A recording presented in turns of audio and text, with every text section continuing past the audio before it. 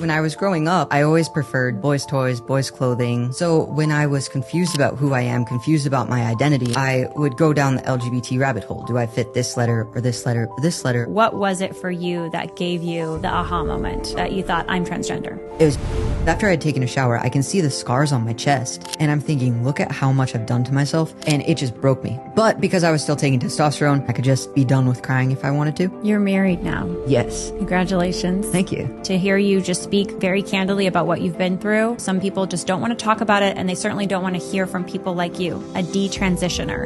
So thank you also for your courage. Katie Coblentz believed that she was born in the wrong body. As a young girl, she loved typically boy things. She was a tomboy. She enjoyed Spider-Man. She enjoyed playing outside with the boys. As she got older in search for peace and a new identity, she turned to hormones and ultimately surgery. In today's episode, Katie sits down with me and she shares her story of detransition. In a world where confusion about sexuality and gender seems to be at an all-time high, I believe that stories like Katie's are absolutely essential to pierce through the confusion and to bring clarity and ultimately hope. So this June, what some are calling Pride Month, be sure to share Katie's story, share this episode with a friend or a loved one who may need to hear it. And we did some special bonus content over at rosereport.supercast.com with Katie. We had some fun doing the questions with our question wheel. Go check it out over at rosereport.supercast.com. Katie Coblentz, welcome to the podcast. Thank you. I'm really honored to have you here. Thank you so much for coming in. Of course. Thank you for having me. We have a mutual friend, Chloe Cole, and that's how I first came across you. So thank you for saying yes to Chloe, who's been, I think, taking you on some of her amazing campaign work she's been doing. A little bit, yeah, here and there. She especially got me started by doing that big, long, in-depth interview that has 1 million views now, I think. So that's been really cool. So a lot of credit for everything I'm doing goes to Chloe. Well, and to your credit, your willingness to share your story, I think, has been really mind-blowing for a lot of people to hear it from you, to hear you just speak very candidly about what you've been through. And especially on something that's so controversial. Some people just don't want to talk about it, and they certainly don't want to hear from people like you, a detransitioner. So thank you also for your courage and sharing your story of detransition. Of course. Well, I'd love to get started with the beginning. Who is Katie? And tell me a little bit about your background. So I grew up in New England, in Massachusetts, in a Catholic family. And I have one younger sister, and I have two parents who were married my whole life. A lot of people ask me, were your parents together? I have great parents, no issues with them whatsoever. When I was growing up, I was pretty much a tomboy. I was very much a tomboy, actually. And I always preferred the boys' toys, boys' clothing, sports, and Spider-Man over any of the stuff the girls in my class were doing. When I got to about middle school, I felt confused about my gender, which is normal, but I didn't realize that that was a normal thing to feel uncomfortable during puberty and to kind of think, well, why is this happening to me? Does this have to happen to me? Do I really need to change in this way? That was something that was hard for me. And by the time I got to high school, a lot of the LGBT stuff was celebrated at my high school. So when I was confused about who I am, confused about my identity, and I'm thinking, who is Katie? Who am I would go down the LGBT rabbit hole. Do I fit this letter or this letter or this letter along the acronym? And so I tried on a few things. I eventually landed on, well, I should be a lesbian. And by that point, my whole family had fallen away from the church. So nominally we're Catholic, but we're not going anymore. We're not really practicing. So nobody was there to push back against that and to say, actually, this isn't a good choice. You shouldn't be going down this path. When I started college, it was my freshman year in college that I actually decided I'm not supposed to be a woman. I'm supposed to be a man. And so I'm going to start transitioning to be a man. That was when I was about 18 or 19. And then from there, it just snowballed into full-on transgenderism until one day I just realized this is the wrong choice and I have to turn back. I can't keep doing what I'm doing. So there's so much to unpack about what transitioning meant for you. And I know you went through a lot of medical intervention, so I want to get to all of that. But I want to start with back to childhood. You said you were a tomboy, which a lot of girls are, right? And there's also a lot of boys who might be, interested in more feminine, stereotypically feminine activities or ideas. What were your associations with being female as a child? What did being a girl mean to you? That's a really good question. So honestly, these days, I'm not even really sure what it means anymore to be a tomboy, because what about a girl who likes sports and also likes princesses? If she didn't like princesses, so that is really confusing. For me, what I associated with being a girl was liking the dresses, painting my nails, those sorts of things, that I shouldn't play sports because that's a boy thing. And I really like to play softball. I like to play catch with my dad. We would play catch with the football, catch with the baseball, everything. And I was always just thinking that if I'm outside playing with my dad, then I'm doing boy activities. Mm. But if I'm inside doing arts and crafts with my mom, then I'm doing girl activities. And I did have a preference one way or the other. I always preferred to be outside. And my little sister, who was much girlier than I am, still is. She always wanted to be doing the arts and crafts. Now she's a kindergarten teacher, so she just loves doing arts and crafts. And it was just never my thing. I used to tell my art teachers, I'm not going to paint. So I would get points taken off all the time. But I really just didn't want to paint, didn't want to do that sort of thing. Just for some reason did not like it as much as I liked gym class. But back then, I was thinking that means that there's a divide. Boys do this and girls do this. And so if I'm in this category, I'm a boy. But really, it's just I was a girl with a preference to be outside, running around and playing catch with my dad.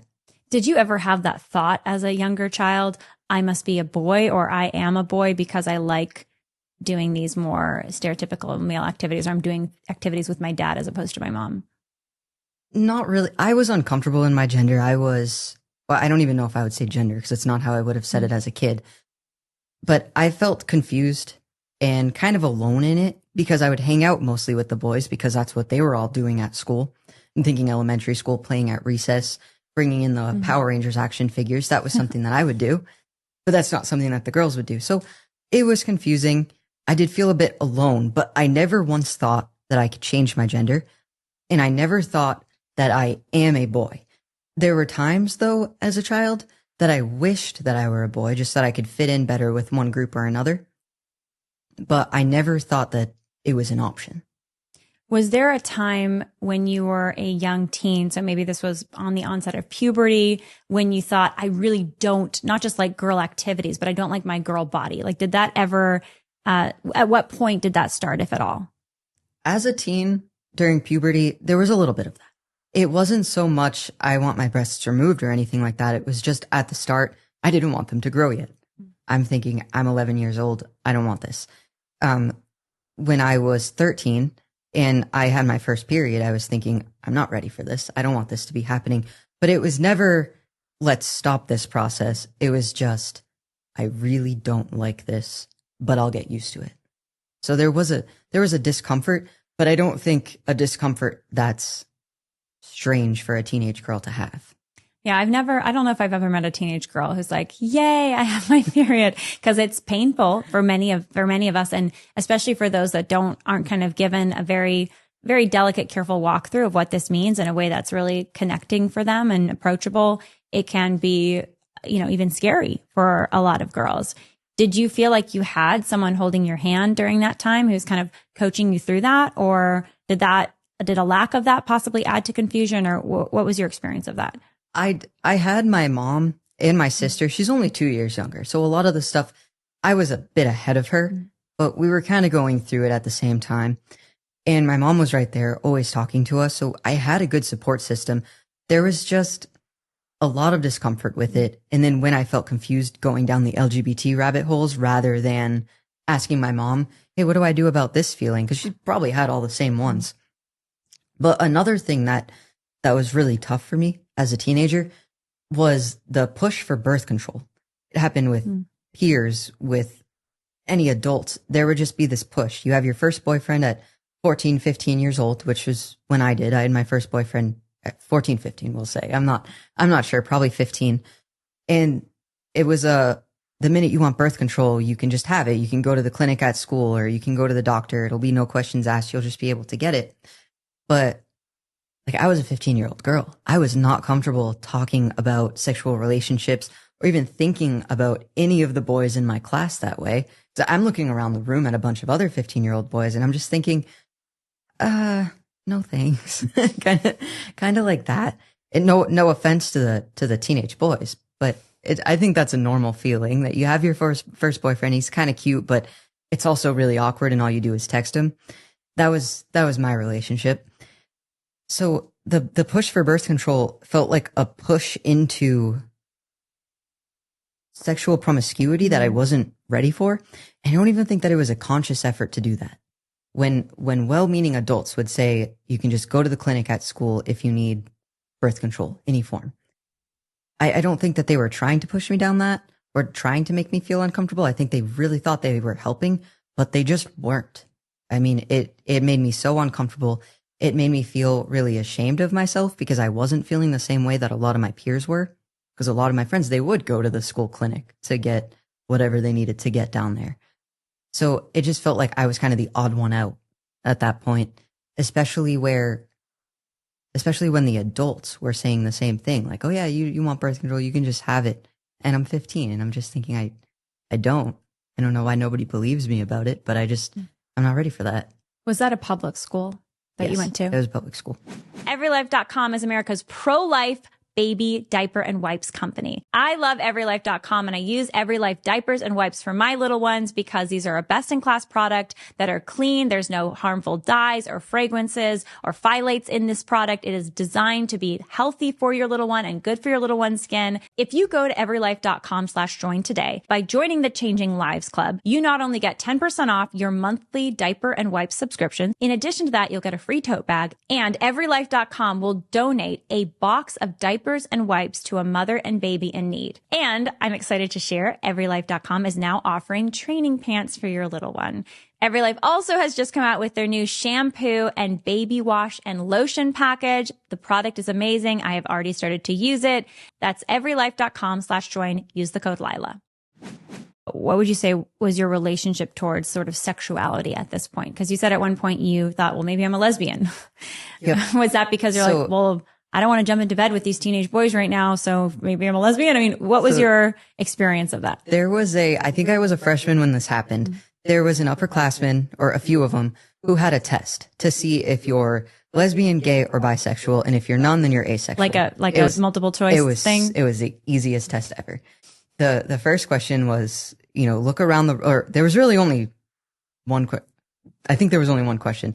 She told me, look around the room. Can you picture yourself sleeping with, we'll say, any of the boys in the room? And I looked around and I'm going, no, I can't picture myself doing that.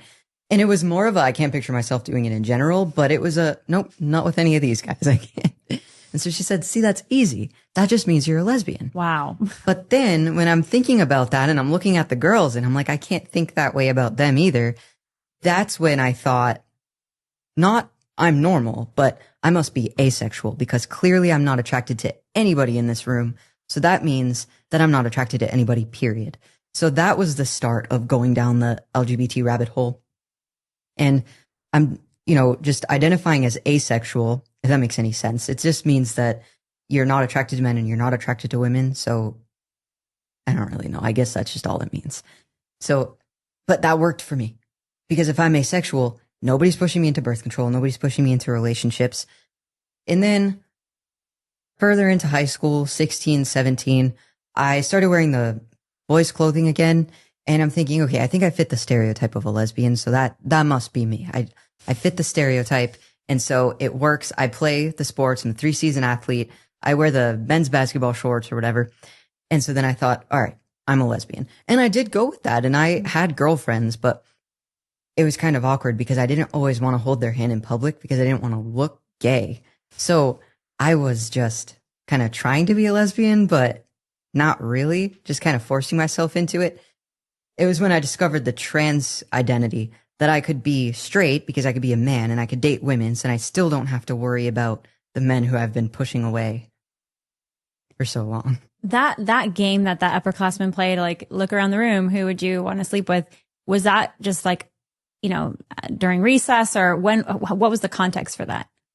I think it was just between classes. We got to class early and they were all doing the test to see what they all were, to see if But it they're wasn't like a bisexual. test in the classroom per se. Oh yeah, that was just a friend who It was like an came up with it. extra thing outside of the Yeah, classroom. the teachers didn't have anything to do with that. And in the classroom you said there that they did talk about LGBTQ, IA, whatever issues.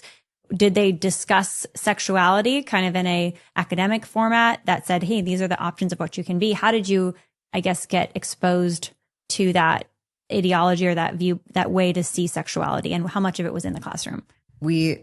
So the gay stuff was pushed a lot. So we actually had teachers who were gay married to each other, and they had the same last name, and we knew that they were married. And back then, so I graduated high school in 2014. So back when I was in high school, it wasn't the big pride flags with the triangles coming in and at the top or anything like that. A lot of it was just the blue and yellow equal rights stickers, and they'd put that on the door. Sometimes you'd see the rainbow with the bold, the rainbow flag with the bold colors, and you'd see those stickers. But most of the time you're walking by a classroom and it's the Human Rights Campaign equal rights stickers. And every time you would walk by there, you knew that teacher was a safe person to talk to about LGBT issues. Or if you're feeling like you need to talk about your sexuality, about a relationship that you're in, and maybe it's a homosexual relationship, you can always go to that teacher. In the health classes, I don't know if it was widely discussed at that point because I was in ROTC. So we did a different sort of health class, which was really cool. We got to learn a little bit about airplanes and everything, which I preferred to whatever was happening in the actual health class. So if that was taught in my school, I'm not too sure, but I know that it was more than tolerated at the school. Were there, at the time, so you said you graduated high school in 2014, were there other classmates of yours who were openly transgender, identifying as transgender, or identifying as LGBT? What did that kind of peer impact look like at the time for you? There was a lot of LGBT people. My high school had about 3,500 kids, maybe a little bit more than that. So it was a big school. There was a lot of people very openly LGBT, a lot of people with a lot of different personalities. So you just kind of got a mix of everything. Trans, I don't think there was very much of that. Maybe one or two, but if there was, it wasn't even open enough that I'm recalling it. And it could also just be that they weren't in my circles. And with a school that big, you don't always realize that about people. So the trans stuff, not so much, but my peers, there was a lot of lesbians in my peer group. Most of us were girls. There was a couple boys here and there, and almost all of us, 70% of us, I didn't have that many friends, but we'll say about 70% of us ended up with some LGBT identity. Most of us, I think at this point, have moved on from it. I'm not sure. I don't keep in touch with a lot of the people I did in high school.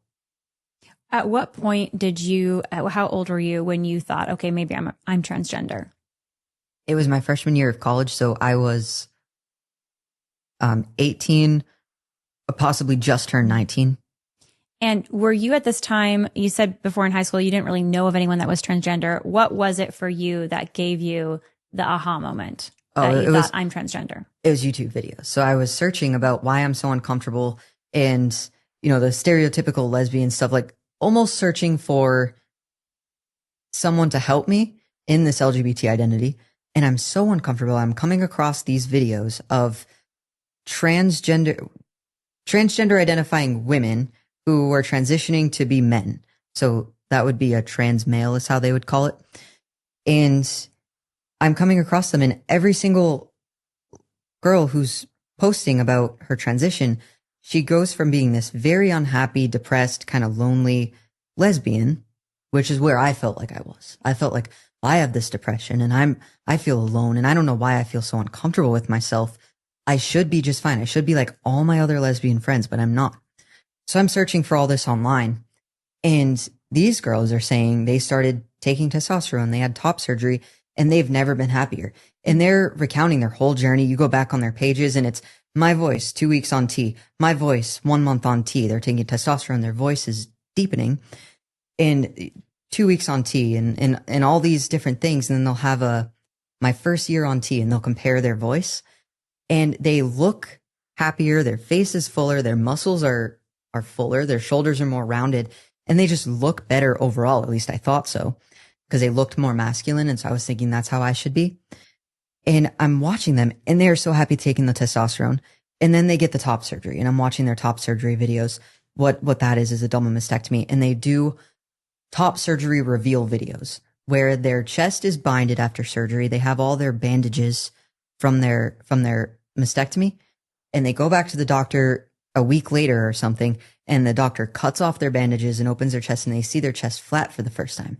And a lot of those YouTubers would record themselves having that chest reveal video and then post it. They would be so happy most of the time that they'd be moved to tears.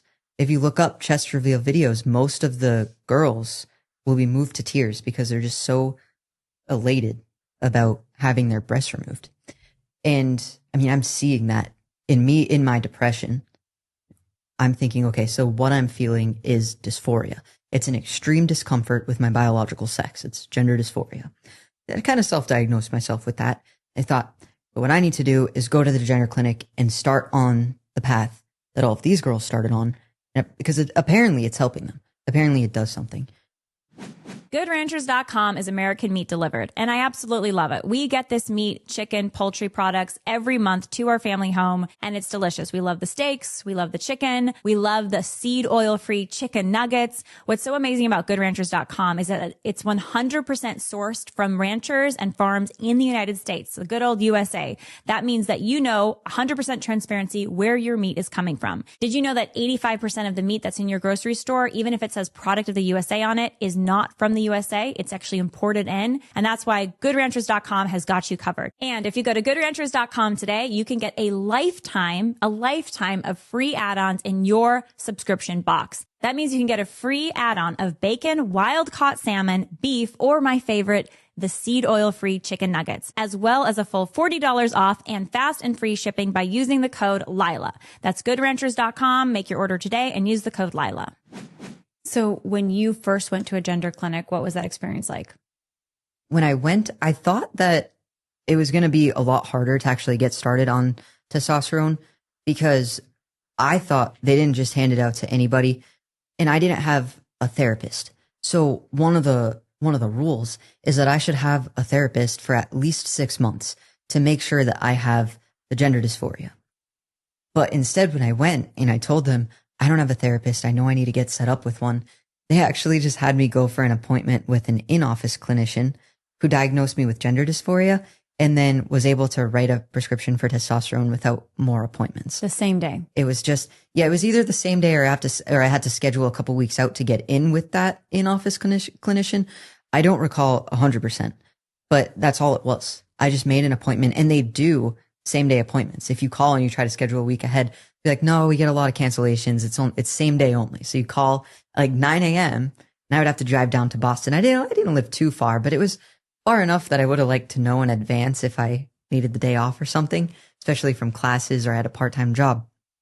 But I just went to my appointment, told them I don't have a therapist. They set me up with somebody in their office and right away I had a prescription for testosterone. What were the questions that they asked you to determine whether or not you had gender dysphoria?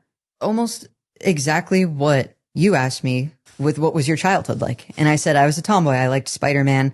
I think I mentioned that I had an interest in astronomy and that was on the letter for approval for everything. Meaning she must be a trans man because she likes astronomy and Spider-Man. Right. Because I like science and superheroes. I liked it as a child. I didn't even still like it into adulthood or into my early adulthood. It was just, when I was growing up, I was 10 years old. I just, for some reason, loved Spider-Man. Every pretend game I would play, I would want to be Spider-Man. Or for Halloween, I would want to wear the Spider-Man costume. And that was one of the things that she was asking me about. How did you feel during puberty? Well, I felt uncomfortable. Well, that's another sign of gender dysphoria. So there's just a lot of these signs. I don't know if she asked me this specifically in our appointment, but I know that one of them is if you're uncomfortable with how your voice sounds in a recording, they will say that could be a sign of dysphoria, even though everybody is uncomfortable with how their voice sounds in a recording. You mentioned you were feeling you experienced some anxiety or some depression or feelings of anxiety and depression. which somebody might say those are comorbidities, or these are other mental health struggles you're maybe facing that are really responsible for some of the identity issues potentially. I mean, these are all, again, some things that like a mental health professional might say. Were those discussed at all, your experiences of depression or of anxiety? No, a lot of times what happens, it wasn't discussed. I actually went out of my way not to talk about it because I thought I wouldn't be approved for testosterone. And I figured a 45-minute appointment, I can avoid talking about anxiety, depression, everything, because she's not going to know me long enough to figure any of this stuff out. So I was thinking, if all I need to do is prove that I'm ready for hormones in 45 minutes, I can do that. Just pretend like everything's fine, but I know what I need. And that's exactly what I did.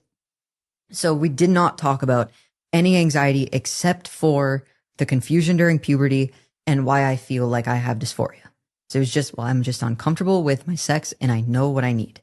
It was not, I have this depression, I have this anxiety. But even if I had talked to her about those things, I'm not sure it would have mattered, because what people will say, and it might not be everybody, but this is a common thought process within transgender circles, is no matter what ailment you have, it can be OCD, autism, just general anxiety, depression, anything like that. They wouldn't say that that's causing the gender dysphoria. They would say that the gender dysphoria is making those things worse. So you should deal with the gender dysphoria in order to help those other things, or in order to alleviate the symptoms of those other comorbidities, as they say.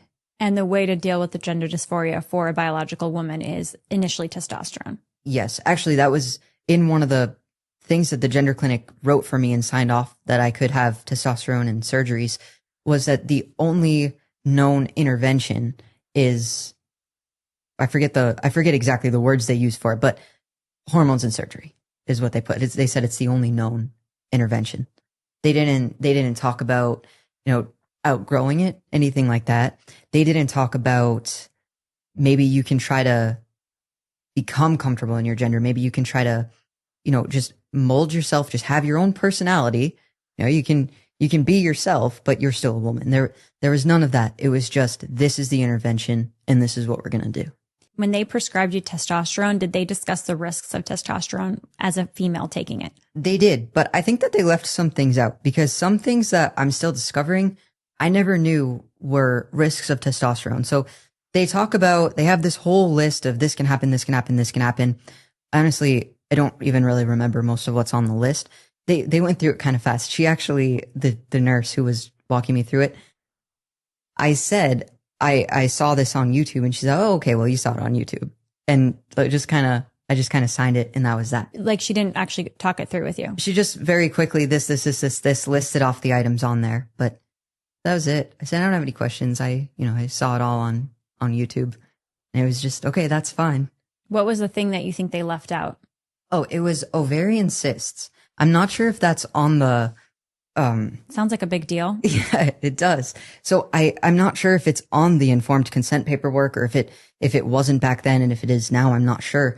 But from what I understand, a lot of detransitioners are finding out that they have ovarian cysts. And now I have had a hysterectomy at this point. So, and my ovaries were removed. But I do remember that when I had the ultrasound before the hysterectomy, they did see that I had cysts on one of my ovaries, but they didn't explore it any further. The gender clinic just said sometimes people just have cysts on their ovaries and it's not really a big deal. And so I went, well, all right. I mean, I'm not going to have them that much longer anyway. So we just got rid of them. I thought that was perfectly fine, perfectly normal. And then I see online a lot of detransitioners are saying that they have ovarian cysts and they think it's a result of the testosterone. No, I can't say for sure, but it seems like it's possible at least. What was the impact of the testosterone on you? How did you feel afterwards? And I felt great on the testosterone. It was probably the most amazing experience of my life, because it's a steroid. So you're supposed to feel like you're high, like you're on top of the world. Not high like you're smoking crack or something, but just like you feel really good and you are on steroids and you feel great and you feel strong. That's exactly how I felt. So the first thing that happened was I noticed my voice was getting deeper and I felt a lot stronger. My muscles seemed to be a little bit bigger, even without working out. If I needed to carry something heavy, it was a lot easier for me to do it once I started on testosterone. And because, I'm walking a little bit straighter, I just have more confidence because of the hormones, not because I just magically have more confidence. I'm thinking, this is great. This means that this was exactly the right answer for me. That what I was supposed to do was start on the testosterone because it's cured my depression and it's cured my anxiety and it's made everything better. And I feel so much more confident. People would even say to me that they've noticed I look so much more comfortable in my own skin taking the testosterone just because I had that high from the testosterone. I don't really know what else to call it.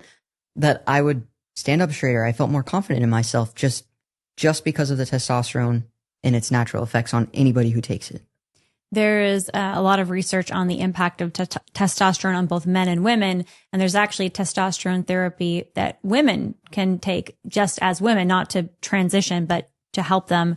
And this is just a quote from here of a woman experiencing testosterone therapy. I feel sharper now mentally than I did 10 years ago. She has less anxiety and more confidence, gets at least 8 hours of sleep a night compared to 6 pre-testosterone, has welcomed back the energy. She needs to exercise regularly. She's also lost 6% of her body fat since starting TRT, and her libido has improved. Yep, that sounds about right. So, especially the energy. You can have so much energy. You can just, what I would do, because I was still in college, so I would go outside and I would play street hockey or basketball, and I could just play for hours. Where usually when you're getting a little bit older, maybe you're not working out every day, or maybe you're not playing sports, you're not a D1 athlete. You start to go out less and less and play fewer pickup games with your friends over the years. But for me, it was just more and more. I always had the energy for it. Hallow is the #1 Christian prayer app in the world. It's been downloaded 10 million times. I love Hallow because they have sleep stories, they have the daily readings, they have scriptural commentary. You can listen to Holy Scripture. I also love that Hallow has kids content for your little ones. You can listen to stories, you can listen to prayers that are specifically designed for children. An amazing way to help you pray together as a family. A lot is at stake. We have only one life to live, and we've been given each day to make something beautiful for God. And that's why prayer is an essential part. It should be an essential part of all of our days. Hallow app is designed to help you pray and help you meet the demands of your day and listen and discern the voice of God in your life. So you can download Hallow today, use the link in the description, or go to hallow.com/Lila. You'll get 3 months free and use this incredible tool to deepen your relationship with God. Did you experience any negative effects of testosterone? Yes. When I was about 4 or 5 years into the testosterone treatment, when I would go out to play basketball and street hockey with all my friends, I would end up, I had this really bad abdominal pain that I would end up doubled over in pain, not able to get up. And I had no idea what it was. Then I found out, I went to the gender clinic. I told them I'm having this terrible pain and I think it's on my uterus. And they told me that what happens with testosterone therapy is that my uterus can sort of shrivel, and then all of the muscles that it's attached to, muscles or tendons or something, they all pull on each other, and it just causes that crazy amount of pain. And for that, they recommend a hysterectomy. Did you have a hysterectomy? I did, yes. I had a hysterectomy. Well, first I had my top surgery, so I had a double mastectomy. A year into testosterone treatment, I just went back to the gender clinic, told them I'm ready for surgery. They did the same thing, sat me down with an in-office person, had me talk about needing surgery and dysphoria and all that, signed off on the surgery, and I was able to have it just about a year after How old were you at this point? I was 19 when I had, or maybe I was 20 when I had the double mastectomy. Was there any discussion about if you have children in the future, you won't be able to breastfeed them, anything like that? Not really, but even if there was, my response was always, if I'm going to be if I'm going to be a man, then I don't need these parts on me. So it was very much just the goal is to become a man. And so I don't want breasts because that would not let me be closer to being a man. And that was always taken as a fine answer. I'm thinking, well, I am going to be a man after this surgery, so I shouldn't have breasts. And that was just kind of my thought process. And it was never corrected by any doctor along the way. So I had a double mastectomy. Maybe I was 20 or I just turned 20. And then 4 years later is when I was having that serious abdominal pain and I was going to go have a hysterectomy. So I went down to Boston, ready for my hysterectomy. they would take my uterus, cervix, fallopian tubes, and both ovaries. And the surgery itself, it didn't go well. So what happened was I came out of surgery, they put me in recovery, and my condition just kept getting worse and worse and worse throughout the evening. So they decided they would just admit me to the hospital just to keep track of me and make sure that I would start getting better at some point. There came a point in the night, I have no idea what time. I had a morning surgery. So at some point in the night, I was just in so much pain. I wanted the doctor to give me some sort of a pain medicine because I didn't know why I was in so much pain. They had already given me pain medicine. I didn't even know that. And I'm just going back and forth, just tossing and turning on the hospital bed, but I have the IV and so I can't move too much. And then I felt very sick. And then all of a sudden I just passed out. And then I came back and I passed out and I was just in and out of consciousness. And I remember the nurses all ordering an ultrasound. They said, we have to do an abdominal ultrasound. So they just started doing it. I'm still drifting in and out of consciousness. They have my blood pressure, which is extremely low. My heart rate is extremely high. And in the ultrasound, they realized that I'd been bleeding internally that whole time that I was in recovery, that one of my arteries was open. I don't know if it was supposed to be or if it was not supposed to be open during the surgery, but if it was supposed to be open, it was definitely supposed to be sewn back shut, but it wasn't. So they rushed me back in for emergency surgery. And I'm still like in and out, kind of know what's going on, kind of don't. They did the emergency surgery. I woke up during a blood transfusion. I needed 3 blood transfusions before they could discharge me. And they had to make sure that I was okay to walk. And after that, I went home. I was able to make a full recovery, which I think is amazing because usually when you lose that much blood, like your organs can start shutting down, but none of my organs were shutting down. I was conscious and unconscious and kind of in and out of that, but somehow still made a full recovery. That's, it sounds very scary to go through something like that. I want to come back to it because I know there's an experience where you woke up and you decided this is not the life I want to lead. But you mentioned there were 4 years before you had the hysterectomy, between the vasectomy and the hysterectomy, and you're on T this whole time. Yes. And you're living as a man this whole time. Yes. What were those years like? Were you happy? Did you ever have any doubts? What was your experience like? I honestly didn't have any doubts the whole time that I was taking testosterone or having these surgeries, right up until the end where I just couldn't deny anything anymore. I just felt normal because most people in my life, they didn't realize that I was actually a woman. Some people could figure it out, but for the most part, I could just go about my everyday life and people didn't really pick up on it. Some of my friends, thought you were a man. They thought I was a man. And you had 100%. You used a man's name. Yes, I did. I used the name Caden. So it was close enough to Katie. And the whole point in doing that was my parents said, it's already hard enough to get me to answer to my name that I can't change it too much. Because I wanted something cool, like I wanted something Zachary or something. But my parents said it has to be similar enough that when we actually call your name, you answer. Because that was a big issue, that I just never could hear my own name being called if I was wrapped up in an activity. So I went with Caden. It's close enough. But the whole time that I'm transitioning, I had no regrets, no issues. Everybody would just interact with me thinking that I'm a man. Nobody ever thought anything of it. In fact, when I would tell my close friends, when I would come out to them, if we want to use that language, I would say, I'm actually a woman. Like I'm transgender. I've been transitioning for however many years, 5, 6, 7 years. And they just kind of wait for a punchline. Like they think I'm telling a joke about trans people. And I tell them, no, I am actually transgender. I can show you my top surgery scars. I'm not joking. One of my friends, when I did that, he even said, that could just be from some heart surgery when you were a kid. So people really did not believe me. How did that make you feel when you passed so well as a biological man? It made me feel really good to pass as a man because I could just live a normal life and not think about gender in the background. The hardest thing for me transitioning was having to go so long without using the bathroom because I didn't want to use the men's bathroom because I knew I wasn't a man. I really shouldn't use the men's bathroom. But when I was working as a custodian, I did have to clean the men's bathroom and I felt kind of bad because I didn't put the sign up because you can put a sign up that says like, women are cleaning, but that didn't work. People would still walk in and not see a woman. So it was tough, but I never used the men's bathroom. And because I looked like a man and everybody thought I was, I couldn't use the women's room. So instead, and I did it to myself, so no need to feel bad for me or anything, but I would just have to go so long without using the bathroom or structure my day around being able to drive back home so that I can use the bathroom, or to a Dunkin' Donuts, because it's just single person bathrooms. So I wouldn't be uncomfortable. I wouldn't make anybody else uncomfortable. That was the hardest part.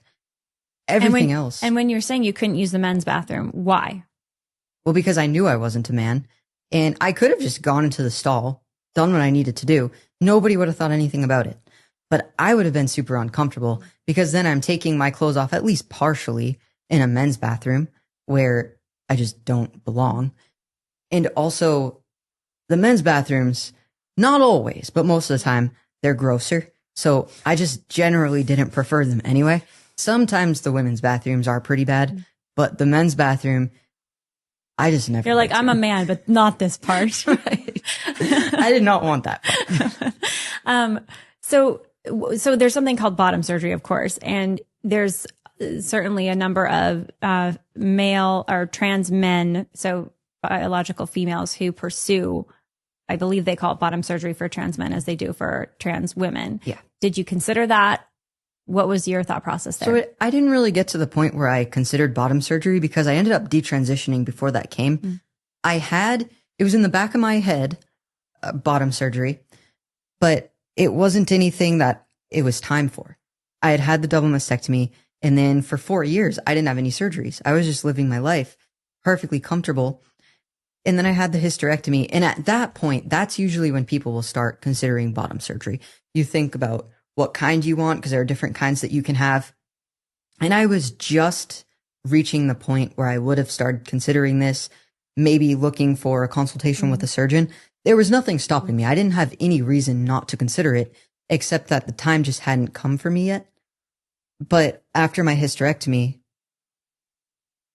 not long after, 6 to 8 months after, is when I started detransitioning. So there wasn't enough time to recover from the whole ordeal of what the hysterectomy put me through, and then also start gearing up for another surgery that's just 6 to 8 months. My family's still processing all of what happened, because during the hysterectomy, or when I was bleeding out, so during the emergency surgery, my parents knew what was going on, because if I didn't wake up in time to sign the consent forms, my mom, she was authorized to, she was going to drive over to the hospital to do it. So my parents, my whole family, they were well aware of what was going on, that I had bled out, that I had lost enough blood for 3 blood transfusions, and they were waiting by the phone that night, basically to learn whether or not their child was dead. So I could not put my family through another one of those surgeries. I had no idea what would happen. So I did decide after the hysterectomy, even though at that point doctors would email, and they did, the doctors emailed, these are the doctors you can go to for bottom surgery, just to, get me pointed in that direction. I just thought, I can't think about any surgeries right now. I can't do that to myself. I can't do that to my family. It's just not the right time for me still. It's going to have to wait a little bit longer. How did your parents react to you doing all these different transitioning steps? Just the testosterone, dressing as a man, taking on a man's name. You mentioned they asked for the name Caden, which is similar to Katie. It sounds like they generally were approving of it. You could say. So my parents, when I first started transitioning, I told them, I'm transgender now. I'm going to go by this name. They didn't know what any of it was. They didn't immediately start affirming all of it, especially my dad. He was more just like, this isn't how it works. I have a daughter. This isn't quite right. But it was at the same time that the media was showing all these trans personalities. Bruce Jenner wanted to become Caitlyn Jenner at the same time. So here it is, celebrated in the media. If my parents went to look it up on Google, I don't know if they ever did, but if they did, they were going to find all these videos and articles approving it. So at first, my parents were not like, let's drop everything and go full force into this gender transition. They did ask me, are you sure? Have you done your research? Are you sure that this is what you want to do? And they didn't have too much of a framework to say, this is wrong. It was just, I was a tomboy growing up. I wore boys' clothes, not exclusively, but over 90% of the time, I would want to wear the boys' clothing and want to wear the Spider-Man t-shirts usually. And they just thought, okay, that's kind of how you've always been. So we can do that much. And the further I got into transitioning, I was taking the testosterone, and I think they were seeing how happy I was. And they were thinking, okay, this must be the right thing then.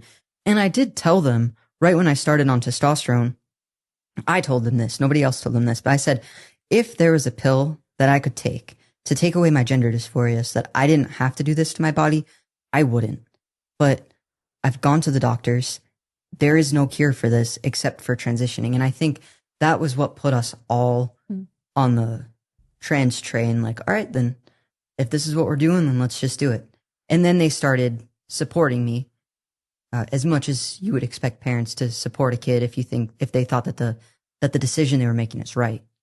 Was there anyone else in your life, family members or friends, anyone from your childhood that you were still close with or in touch with that did not get on the trans train? Kind of grandparents, but they didn't say anything. So they did pray for me. I actually found out that my grandmother started this. She went to a church or something nearby because like I said, my whole family, they're Catholic, haven't been going to church, but she decided, you know what, I got to go. And she had asked people. She started going to church when you started transitioning? Or you're saying? Or at least church events. Okay, interesting. Something Grandma like that. did. Yes. So was that sort of seem to you like your... Or actually, yes. I think what happened was my grandmother, when I first started transitioning, she had gone to her friend who is Catholic, and she's in prayer groups and all these things. So my grandmother asked her friend, can you and your prayer group pray for my granddaughter? I never knew about that. Nobody knew who they were praying for. They were just praying for an unnamed grandchild who is confused about his or her gender. I don't even know if they had that much information. I found out just recently through another Catholic circle because I spoke at a Catholic church in New Hampshire. They said that they kind of put the pieces together and realized that I was the person they had been praying for the whole time. How many years? It had to have been 7 or 8 years, probably. Wow. Because I can't imagine my grandmother. Maybe it was less than that. Maybe she went after I had top surgery and it was only 5 or 6 years. But there's a lot of prayers for me to come back from that. And my grandmother didn't tell me that. She voiced that she was concerned. When I first got in the car and I said, Graham, guess what? I'm not a lesbian. And she was thinking, well, good. And then I said, I'm actually transgender. And she said, let's go back to lesbian. So she didn't love it, to say the least. And I do feel horrible still. I didn't realize what it was doing to my little sister because she's growing up with an older sister. And then all of a sudden I'm turning around and I'm saying, I'm not your sister. I was never your sister. I'm actually your brother. And I didn't realize in the moment what I had taken away from her. Did she ever express something about what you had taken away from her? Or what do you mean when you say that? I think she expressed it mostly to my grandmother, maybe to my mom. I think she talks to my grandmother more though. Like they're very close, very similar. She didn't really say much to me. And a couple years into it, a year or two into it, into my transition, I mean, she wrote a short essay at school about how much she admires me. And it started off as I was her role model growing up because I'm her big sister. And then it turned into she's really proud of me that I'm doing what makes me happy. So there was this flip in it that until I read it years later, detransitioning, I didn't even realize that there was that change in tone from I'm looking up to my sister and now all of a sudden I'm proud of my brother for making himself happy. Like it was just a very, very strange thing to read. And looking back on it years later, that really broke my heart because then I realized exactly what I had done, that she had to completely shift how she thought about everything in order to accommodate my identity. That wasn't even based in truth. And she knew it. Tell me the story of how you decided to detransition. Because so far, and I so appreciate you sharing all this, it sounds like you felt, largely speaking, pretty happy. You were on testosterone. You were getting all these, good side effects. You obviously had the bad side effect later on, but then you just removed the hysterectomy. There was a little bit rough for a patch, but then you got over it. You healed. You were okay. Where did the detransition decision come from? The decision to detransition came almost out of nowhere. What happened was I started feeling, I had my hysterectomy in August of 2020. I started feeling like maybe something's off in March or April of 2021. I think it was in May. I went to get your typical men's haircut. It was short on the sides, a little tiny bit longer on the top, but not really. Enough that you could comb it. So it was a short haircut. It was a masculine haircut, and it's the one I'd been getting forever. I went to a good barber shop. I went there, and they cut my hair. Everything was great. I was smiling, talking to my barber, gave the tip, paid for the haircut, went back home to shower. I was working the night shift, so I needed to get all the little hairs off the back of my neck so I wasn't itchy all night. I went home, and I looked in the mirror, and for some reason, I'm looking in the mirror. I'd looked like a man for so long. Everybody who looked at me thought I looked like a man. I even thought it. But I'm looking in the mirror, and I'm only seeing myself as a woman. And I had probably stubble on my chin and everything, a nice, fresh men's haircut, and I just can't stop seeing myself as a woman, like feminine. So I just kind of shook it off. I said, well, I got to take a shower. I can't be late for work. So I got in the shower. When I got out of the shower, I looked back in the mirror and I just started crying because I could not stop seeing myself as a woman. And I felt just ridiculous. I'm looking at myself, all the damage that I had done, because I'm standing in the mirror. It was after I had taken a shower. I can see the scars on my chest. And I'm thinking, look at how much I've done to myself. And on top of it, I have a men's haircut. Like I'd just gotten that fresh men's haircut. And it just broke me. But because I was still taking testosterone, I stopped crying. It was like, I'm not going to cry right now. And I could just be done with crying if I wanted to. Put on my work uniform, went to work, and didn't think about it until the nights would pass that I would think about it. I'm like, maybe I really do need to detransition. And it keeps coming back to me. And I started listening to the Bible in a Year podcast with Father Mike Schmitz. I think I actually started listening to that. And I've been listening, by the way, to Matt Walsh the entire time that I'm detransitioning. Whenever he started recording his podcast, I was listening. So I'm actively transgender, listening to conservative shows. Why? And I don't know. I'd gone to LGBT support groups and I hated them because you couldn't be your own person. I remember it was the 2016 election had just passed and I went to the support group. It was a few days later after Trump had won. And in 2016, I'm 2 years into transitioning, had top surgery and everything, and I voted for Trump. And I went to the LGBT support group, and the prompt, when you go around the circle, they pass a rainbow talking stick, but they didn't like me. So the rainbow talking stick has a lot of sparkles and glitter on it. I don't love sparkles and glitter because you can't get it off of anything it touches. So I would hold this rainbow talking stick kind of, out here with two fingers. That way the sparkles didn't drip on me. Because I was also thinking, I want to be a man and I want to be a straight man. And if I'm covered in glitter, I'm going to look pretty gay. So I didn't want that. So I would kind of hold it at arm's length. And the prompt that day at the LGBT support group was, how much did you cry Tuesday night when Trump won the election? And the person next to me is the one who started talking, and then he passed the stick the other way. So I was going to be dead last. And every single person, there's probably 20 of them because they all needed a lot of support that night. So there's probably about 20 people in that big circle. And each one of them, I was still crying on Wednesday and Thursday, and I was crying for 2 hours. And, I'm trying to get over it. It's only going to be 4 years and all this kind of stuff. And then it gets to me and I'm dead last and everybody in the room is crying. And I just felt so horrible. I'm crying. And so I have the rainbow talking stick and I felt horrible, but I still didn't want the sparkles on me. So I still held it 2 fingers at arm's length. I went through the prompt. My name's Caden. I'm 21. He, him pronouns. I didn't cry on Tuesday night because I voted for Trump. And it was sacrilege. I don't think I'd ever heard a room full of LGBT identified people so quiet. No facilitator got up to take the stick from me. I had to set it down on the floor. That was your punishment. You had to keep it. I had to set it down on the floor and walked to the snack table while everyone just sat there in shock. I left early. I couldn't stay any longer. I was like, this is the most uncomfortable experience I've ever had, but it's also hilarious. And I feel bad about laughing. So I just had to go to my car and call my friend and be like, you'll never believe what just happened. So did you have during those years? I mean, this sounds like the support group was not a support to you at that time. Did you go back to support groups during those 4 years?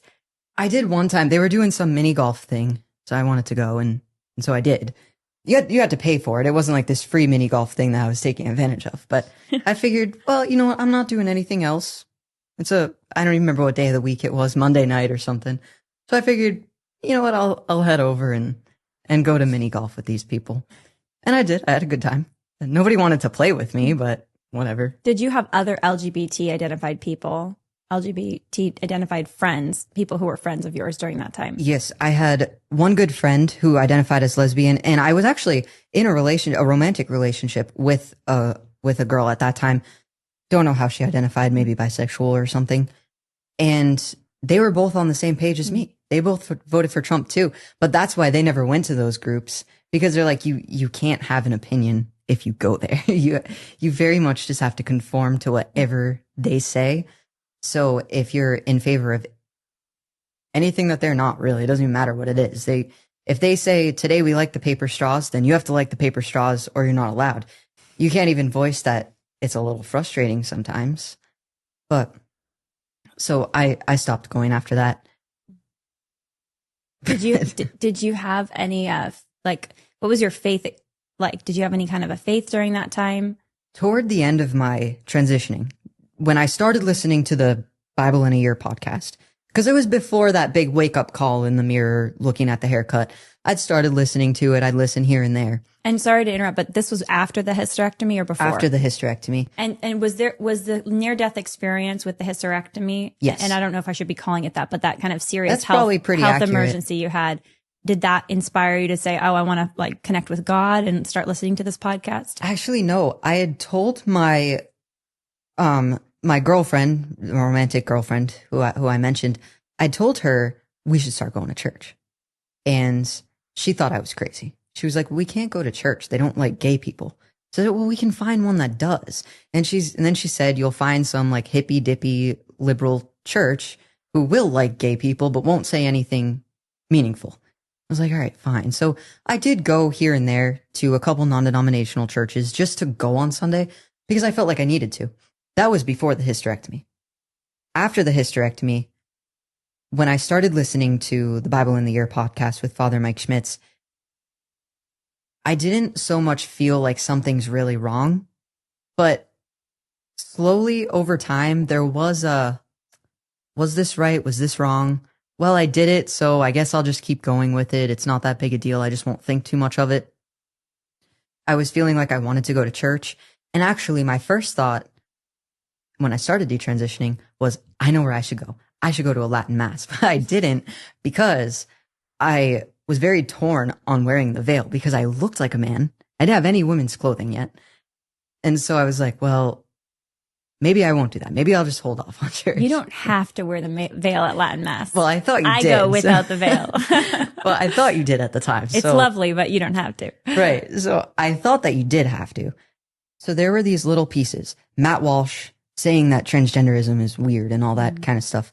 And did that offend you, by the way? Because you're a transgender person listening weirdly, to Matt. Not even a little. I agreed with him. I was like, these people are kind of weird.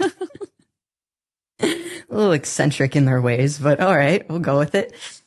And so I'm hearing this and I'm thinking, okay, he's got a point, but maybe that point's not for me. Maybe it's for everyone else who just can't pick one gender. But since I picked one, it's not really for me. That's kind of what I was thinking.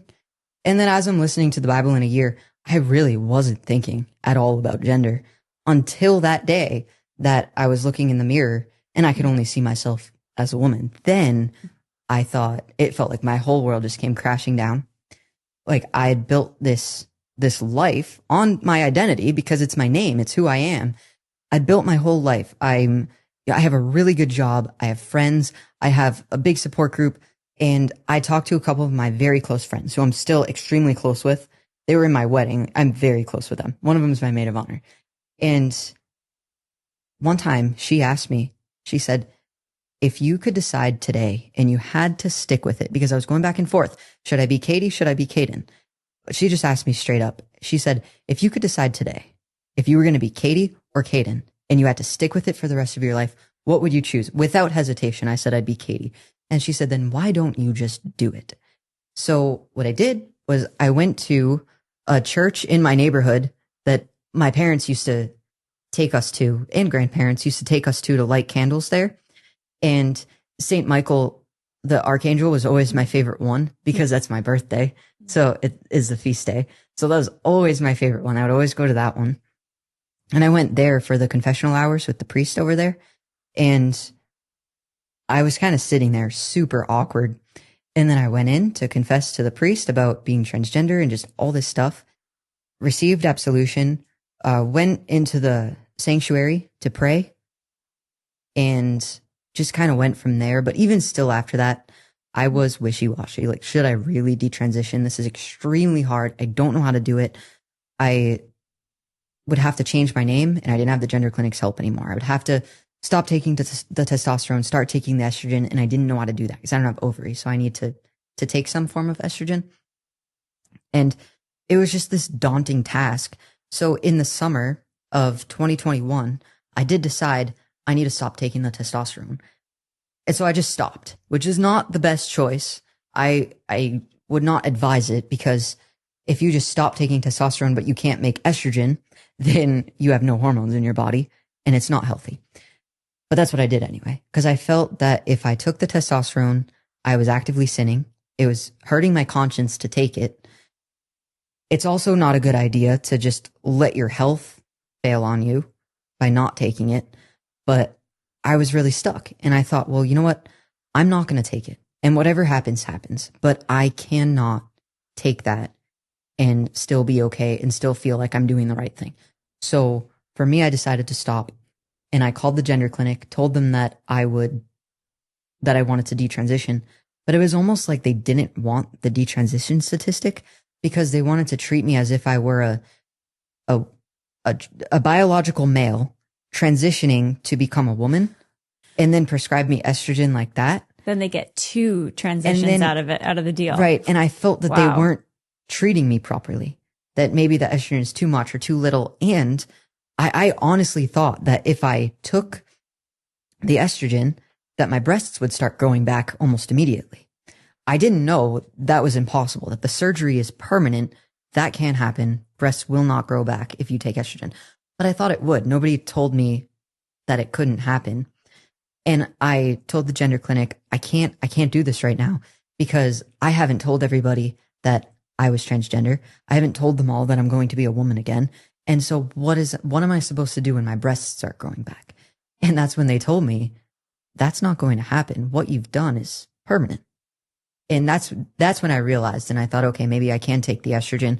But I also realized they had just been lying to me, not treating me properly. So I didn't want to go to the gender clinic again. I felt that the testosterone was a sin that was hurting my conscience. I couldn't take the testosterone. And so I didn't want to give the gender clinic any more business. I thought, I can't go to them anymore. And so what I did, and you can still tell my voice is a bit deep, but it used to be deeper, more masculine. So I called some women's health places, the OBGYN doctors' places, and I said, I just need to be treated for a surgical menopause. I'll need testosterone treatment. And I explained I was transgender and I'm not taking testosterone, so I need estrogen. I don't have ovaries. But a lot of times they would think that I'm saying I'm transgender, and so they'd say, you need a gender clinic, and they would send me over to a gender clinic. And every person I called kept doing that. It was like, you are not understanding me.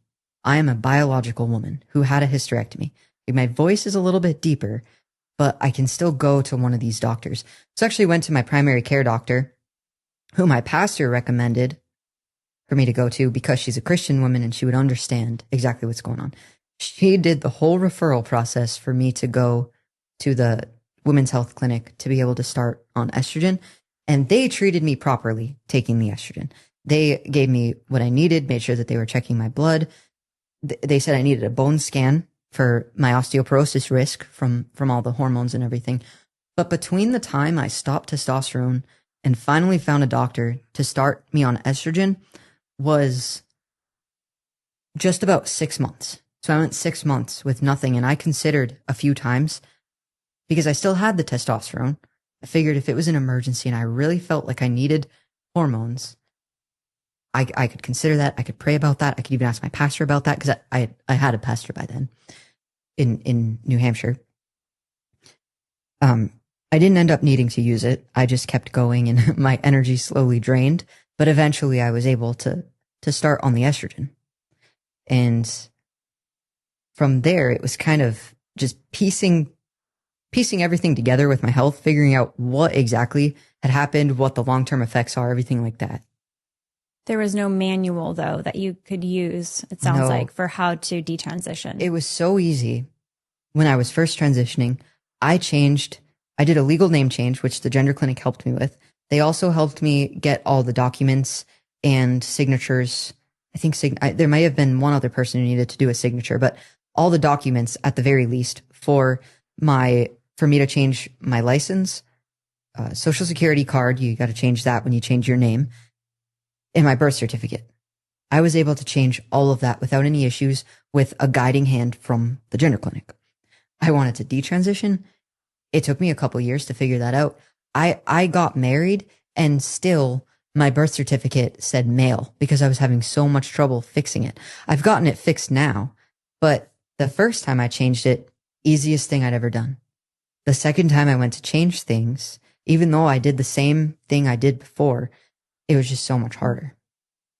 You seem like a very confident person. I think from your explanation about your friend groups, you kind of had this sense of confidence, like, I don't want to go back to that, LGBT support therapy group, or I like these friends. We actually know each other. We're actually deep friends. It sounds like you maintained deep relationships with people, and including your family. And that kind of gave you this sense of confidence in your decision making as you would make them.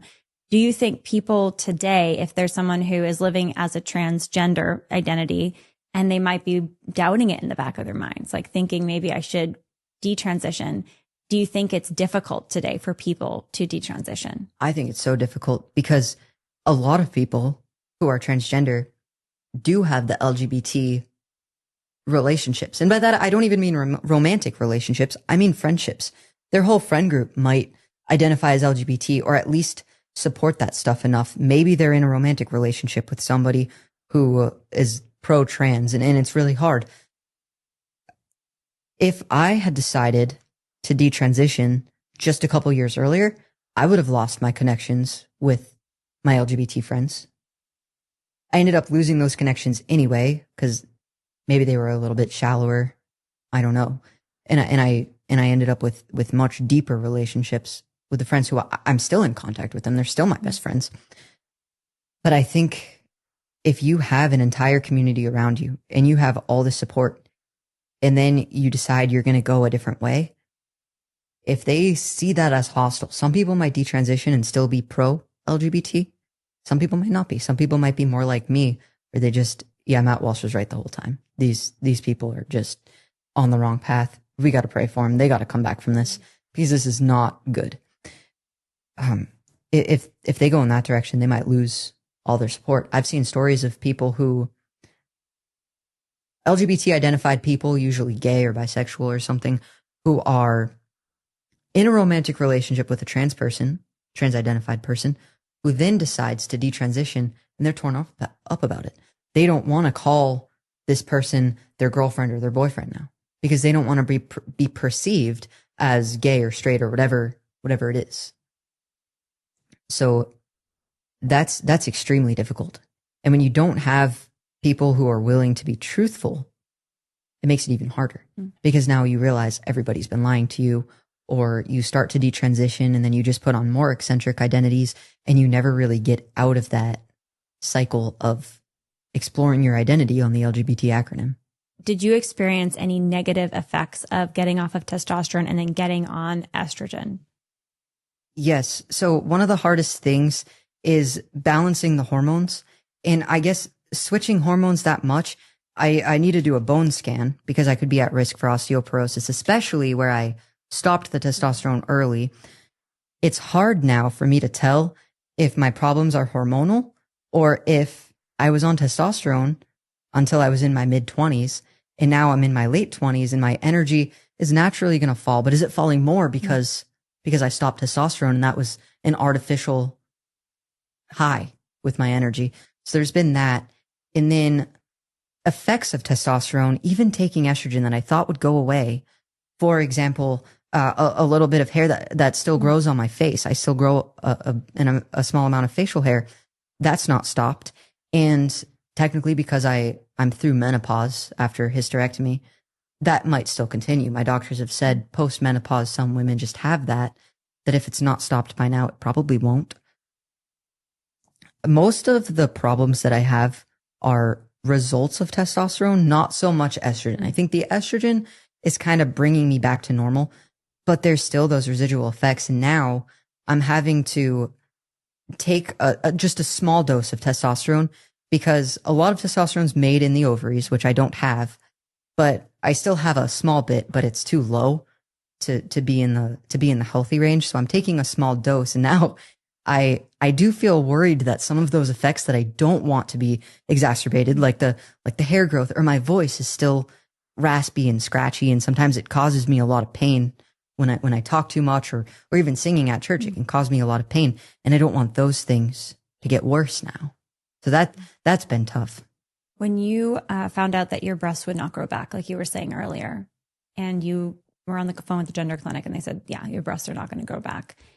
How did you feel when you discovered that for the first time? At that moment, I felt some relief, weirdly, because I felt like I can start this detransition and do it slowly and not shock anybody. And I can have time to tell people, but still be able to take hormones.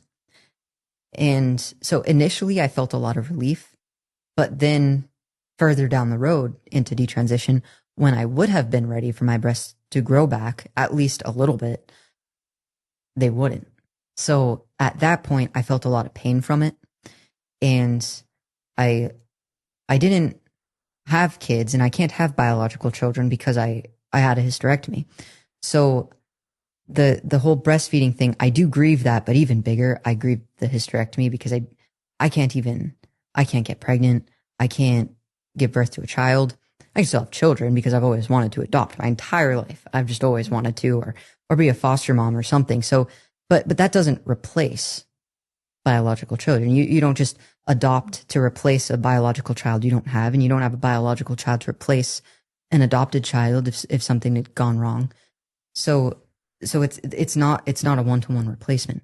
I can celebrate adoption and still grieve everything that I had gone through with the hysterectomy and with not being able to have breasts and to breastfeed and everything.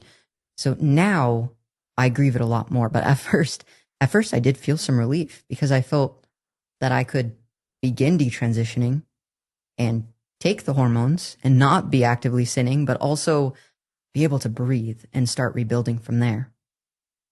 Do you feel like that grief that you've experienced after realizing, okay, hysterectomy, I'm not going to be able to have my own biological children, looking back on yourself when you were getting the hysterectomy, would it have ever crossed your mind at that time that you might regret this? No, not even. It wouldn't have crossed my mind, not even a little, because my mom did say, should you freeze your eggs? Should you do this stuff? And I didn't want to freeze my eggs. And then you got to it's weird how you would have to make a baby with the eggs that aren't even in you and all this kind of stuff. And so I didn't want to do any of that stuff. And my reaction to, are you going to want to have kids in the future? It was always, of course I want to have kids. And I've always wanted to adopt children. And even if I had biological children, I still would want to do that. That's just always been something that I've wanted to do. But I was thinking in those moments that it's a one-to-one replacement, that I can't have biological children, but I can have adoptive children, and it's exactly the same. And it's not. The way that they need to be loved is different. The way you care for them is different, and the relationships that they have are different. But I wasn't thinking about it like that. If people would have asked me, do you think you should keep these organs, or maybe you should just stop the testosterone, see if your abdominal pain goes away, my response to them was or would have always been, not everybody asked me, but it would have always been, men don't need these organs, and I'm going to be a man after this surgery. And so I don't need these organs. But the truth is, like, I was a woman going into the surgery, and I was a woman coming out of the surgery. The surgery didn't change whether or not I was a man or a woman. It didn't have any impact on that. When I went into the top surgery, I was a woman with breasts, and when I came out, I was a woman without breasts. And it was the same thing with the hysterectomy. I didn't gain anything. I didn't get any closer to manhood or masculinity. I just lost something. Sounds like nobody in your life said that to you, though. No, and I don't think anybody knew to say it. Except for Matt Walsh on podcast app. I guess so. But do you think if someone had said that to you, would it have just made you mad? Do you have any? It probably would have. I think nobody did say it, so it's hard to say exactly. Do you wish someone had said something to you? Like, I kind of do, but if somebody did say that and all I did was get angry at them, would I regret yelling at a loved one more? I don't know. Probably not. Probably not more than a hysterectomy. But nobody asked me. It may have just made me angry depending on when somebody said it. Closer to the time of the hysterectomy, I think I was a little bit softer to those sorts of things, those sorts of comments. I didn't care so much. I didn't think too much about gender, and I really, truly thought that the hysterectomy was going to help the abdominal pain. Nobody said, stop the testosterone and maybe the pain will go away. It's the testosterone that's causing you the pain. Nobody said that. Not a doctor, nobody. If they had, what would my response be? I don't know. Could have been, take it anyway. Could have been, all right, then if you promise that the effects of testosterone won't fade too quickly, I'll give it a try. But I just can't say for sure. Sounds like you're saying there's nobody in your life that was going to still call you Katie, use the wrong pronouns or the right, depending how you're looking at it, right? Or say, don't do this. This is not a good path. Don't do this. You're enough. You're just right the way you are. You don't need to do any of this. But you're also saying on the one hand, even if someone had said that, you don't know what impact it would have made. Right. When I started detransitioning, when I felt that everything had just, my entire identity had just fallen apart right before my eyes, just crumbled to the ground, and there was nothing left, I felt like I was in one of those cartoons where the character's falling off the cliff and he's just reaching for anything he can grab, just a branch that's sticking out. And that's what I felt like. I felt like I was just falling and it wouldn't stop, and I'm reaching out to grab things and everything I'm grabbing is breaking. But then the one branch, I grabbed onto it, and that one branch was my baptism. So there was one day, I don't even know how the thought came to me, but I thought, hold on a second. I don't have to be this depressed. I was driving to work on the night shift, driving home, and hoping every day that somebody would crash into me and kill me. I didn't want to be alive anymore. I wasn't necessarily suicidal where it would have been dangerous for me to go home and be alone in the apartment or anything like that. But it was to the point where I just felt like I didn't want to be alive, but I lost a friend to suicide before. And so I didn't want my loved ones asking the same questions that I was asking when we lost him. Because I'm thinking, why didn't he text me? Why didn't he call me? Like, I would have woken up for him. And I didn't want people thinking that about me and going through all that. But I just thought, well, maybe if a big truck comes and wasn't really thinking about the truck driver having to live with that, but, or maybe I drive my car off a bridge by accident, right? Fall asleep at the wheel or something. It's just this accident and everybody gets a little bit of closure. My parents will hear this devastating news, but they won't think they didn't do enough. And that's where I was every single night. And one night I'm just up, I'm thinking, I'm praying, and it just popped in my head, I'm baptized. And I couldn't say, there was a block. I wasn't going to say I'm a son of God because I'm not. And I couldn't say I'm a daughter of God. But instead I'm like, you know what? I'm a baptized child of God. I think I'll be okay. If everything else fails, but my baptism stays, which it does, then I should be good. And I dug out, went into my parents' closet at their house, and I'm just digging through their old things. I didn't remember where I was baptized or anything. And I found my baptism certificate. It was all folded up and everything. And I framed it and I hung it on the wall. And I was like, February 4th, 1996. That's it. And I don't always like things. I didn't used to, I should say. I didn't always like things hanging on my wall. So my walls were pretty bare. I'd have my bookshelves. And that's it. Just my books. Didn't really need anything else. But I had my baptism certificate hung up there. Not the best interior designer, so it didn't look good, but it was on the wall at least. And so I would always remember that. That's when things started to be more okay. I went to a church that was close to my work, a Lutheran church, and a conservative church. I actually checked, like, is this church, the Lutheran Church Missouri Synod, are they conservative enough? Because I did not want to go to a church that would, and if I said, I feel like a man today, they would say, okay, we'll call you a man today. I wanted to walk in there, and no matter what I said, somebody would look at me and say, you're not a man, stop being ridiculous. And that's exactly what I found. Actually, when I went to meet with the pastor the first time, I'd gone to the Sunday service a few times. He set me up to meet one of the parishioners who is exactly like that. Like, just very New England. Would tell me if I'm being ridiculous. And the first meeting with him, I called, I set up a meeting, said my name's Caden, because I still didn't have any women's clothes at this point. And I'm talking to him. He set aside just over an hour to talk to me. And toward the end, he said, we'd been talking for an hour.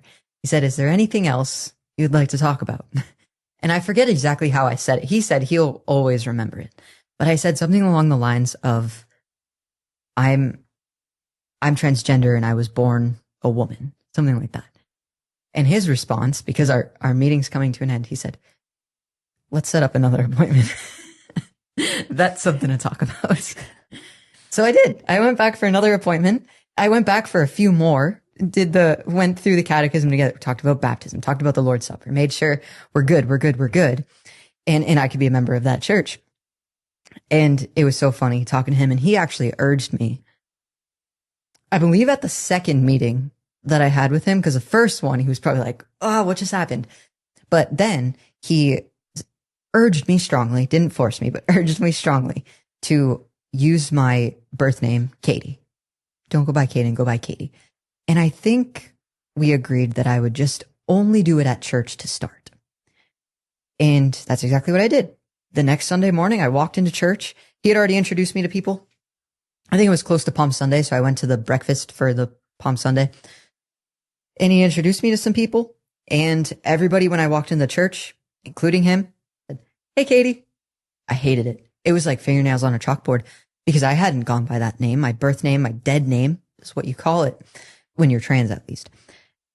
It was like fingernails on a chalkboard. There's no other way to describe it. It was the worst feeling in the world to hear my own name. So every single Sunday I'd pull up to church. And during Lent on Wednesdays, I went to the midweek service.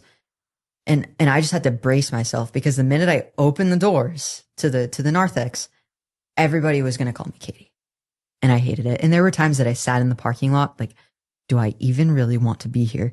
So what I started to do at that point was I went on Amazon, or maybe it was not Walmart. It was Amazon, because I wanted to buy women's clothing, but I didn't want to walk through the women's section because I still feel so uncomfortable. I'm still struggling with gender dysphoria, with that extreme discomfort. But I know my feelings are wrong. The reality is not what's wrong, and I don't need to change it, but my feelings are wrong. So I thought, I need to buy women's clothing. But I couldn't bring myself to do it. So I just bought socks from the women's section on Amazon. Were they pink? They were not pink. They just had the W for women on them. On the package. It didn't even have it on the actual sock. But probably I the knew, same socks at the same Chinese factory. But I knew in my head, those are women's socks and it's going to tear me apart mentally. No one else is going to know. So I won't feel like anybody else is looking at me more than they should, because I still kind of looked masculine. My hair's starting to grow, but it just looked like I hadn't gotten a haircut. It just looked like I was a boy who hadn't gotten a haircut. That's all. So I thought, I'll get these socks, and people who can't tell aren't going to look at me funny. And people who can tell aren't going to look at me funny because they're my socks and they're hidden inside of my shoes. You can't see them anyway. So I got them, and they were just plain white with the gray toe. They look like boys' socks. They didn't even look like women's. And it tore me apart mentally to even wear them. But a few weeks of the, hey, Katie, at church, and then a few weeks of having to get up, and I got rid of my old socks, the men's socks. I just got rid of them. Thought if I have the option, I'm going to wear it. So I'm not even going to give myself an option. Put it in the trash, and that was it. So I started wearing the women's socks, and it was awful. I think it was worse than being called Katie. It was the worst thing. I knew that I was wearing women's clothing, and I hated every second of it. And then a few weeks went by, and I just didn't hate it anymore. And I'm like, okay, so my feelings were wrong, and now they're back in line with reality, and it's fine for me to wear these socks. So then I wanted to do t-shirts of women's t-shirts, but I just don't like women's cut t-shirts. So sometimes maybe I will, but most of the time no. So I just got the unisex. Anybody can wear them. I just ordered a bunch of those plain color shirts, and I would just start wearing those instead. And it wasn't men's. It also wasn't women's, but it was close enough in between that I felt awkward enough to be able to keep going. And I just kept doing that. Little things here and there. I would buy joggers that looked like men's joggers, but were actually women's joggers. And mentally, it just tore me apart at every turn. But I'm thinking, my feelings are wrong, and I can't live like this anymore. And eventually I got to a point where I could wear all women's clothing. Didn't look like women's clothing, but at least every single thing I was wearing is women's. My hair's starting to grow, so I'm looking awkward enough. So I'm like, all right, well, now's the time to look awkward if I'm going to look awkward. My pastor, because I'm very close with him and his whole family. I think he saw everything that was going on, and I was keeping him updated, keeping him in the loop, telling him how things are going. He invited me to speak at a New England pastors conference just for the Lutheran Church Missouri Synod. And that was the first time that I shared my story. It wasn't a public event. It's not recorded or anything like that. It's just a very private, the pastors in New England and their wives can go. And I stood up, never did any public speaking. Honestly thought I wouldn't be able to do it. Thought I would get up there and just walk away from the podium. Just like, I can't do it. And I went up ready to tell my story. I felt so nervous. I really did feel like I was going to throw up or pass out. And then I just started talking, and I just started by introducing myself. I had the bullet points of what I was going to say. That way I wouldn't lose track. And I practiced in my head going over my story. And the minute I started talking. I prayed right before I went up, and everybody prayed right before I went up. And I said, like, you got to hold me up because I'm going to pass out. And I said that to God. I was praying, and that was my prayer. And perfectly good prayer. And I felt like I was going to pass out, started talking. I was fine. The whole way through the entire speech that I get, I don't know how long, 15, 20 minutes. It wasn't a super long thing. But first time ever really doing public speaking, it's a good amount. And I think most of the pastors, they came up to me after, them and their wives, crying. It really struck them. They stood and applauded at the end. They were just amazed by the story. The whole theme was how to respond to transgenderism as a pastor. And they said that I was the icing on the cake. That if the whole conference had happened, it would have been good and they would have learned a lot. But without me, it wouldn't have been personal. Mm-hmm. And so they really appreciated it. And from there, my pastor connected me to other people where I could then share my story with them. What do you think, Katie, about how should pastors, and I want to get into your advice to parents too, because we were talking before the show and you had some really incredible things to say about parents responding to children who have gender dysphoria or identify as transgender. What's your message to, let's start with the church, that message you gave to the pastors about how they should respond? Pastors should always, I like how my pastor responded. You should always respond initially with prayer, because how could you go wrong? You want to open your conversations by praying and just recalling on God's promises and letting the other person hear that those promises are for them. It's not just these promises that are kind of floating around and maybe some people get them, maybe some people don't. Like, it is for you. And when Christ gives you his name in your baptism, that promise is for you. And so that's exactly how I've seen pastors go about it. And I know certain denominations, there are differences with baptism, but that's always something that people can point to. And I think that's really important. The other thing that my pastor did was, in my head, I was ranking my sin as the absolute worst sin that a person could ever commit. And he had to compare it to things that are sins, but that I would have seen as not so bad. You can get away with that. I can't get away with this. I'm too bad to be forgiven, but you're not so bad. He compared it to other sexual sins. He compared it to living together before marriage. He compared it to divorce. He even compared it to tiny sins. And he said, all of these things are on the cross with Jesus. When you look at where's my sin, where's my sin, you can point to the cross and you can say, well, there it is. It's on Christ. He has it. He's taken it from you. And in doing that, I was able to see that these things are just as bad. All of these sins are sins, and all of these things is what brought Jesus to the cross. And he took all of that to the cross for us. And for a pastor to remind somebody of that is huge, because I really did feel like divorce can be up on the cross. And all these other things can be up on the cross. Slander can be up on the cross. But transitioning, how could that be up there? Look at all the destruction I've caused. But my pastor was able to say, it's up there with all those other things. Can't you see it? Like it's there. And so just recalling those things is huge. And especially, and I mean, that could probably go for anybody who ends up in a pastor's office and says, my sin can't be forgiven. And then he could tell you, well, it is. You don't have any say in it. That's not something you did. So that's always been the first thing with pastors. Also responding with compassion and just understanding. I think it takes a lot of listening, because it's really easy for a transgender person to walk into a pastor's office and say, I don't know if I should do this anymore. And the pastor to say, you shouldn't, out of a deep concern, to rebuke them and say, you shouldn't be doing this. Why are you doing this to yourself? Look at all this destruction.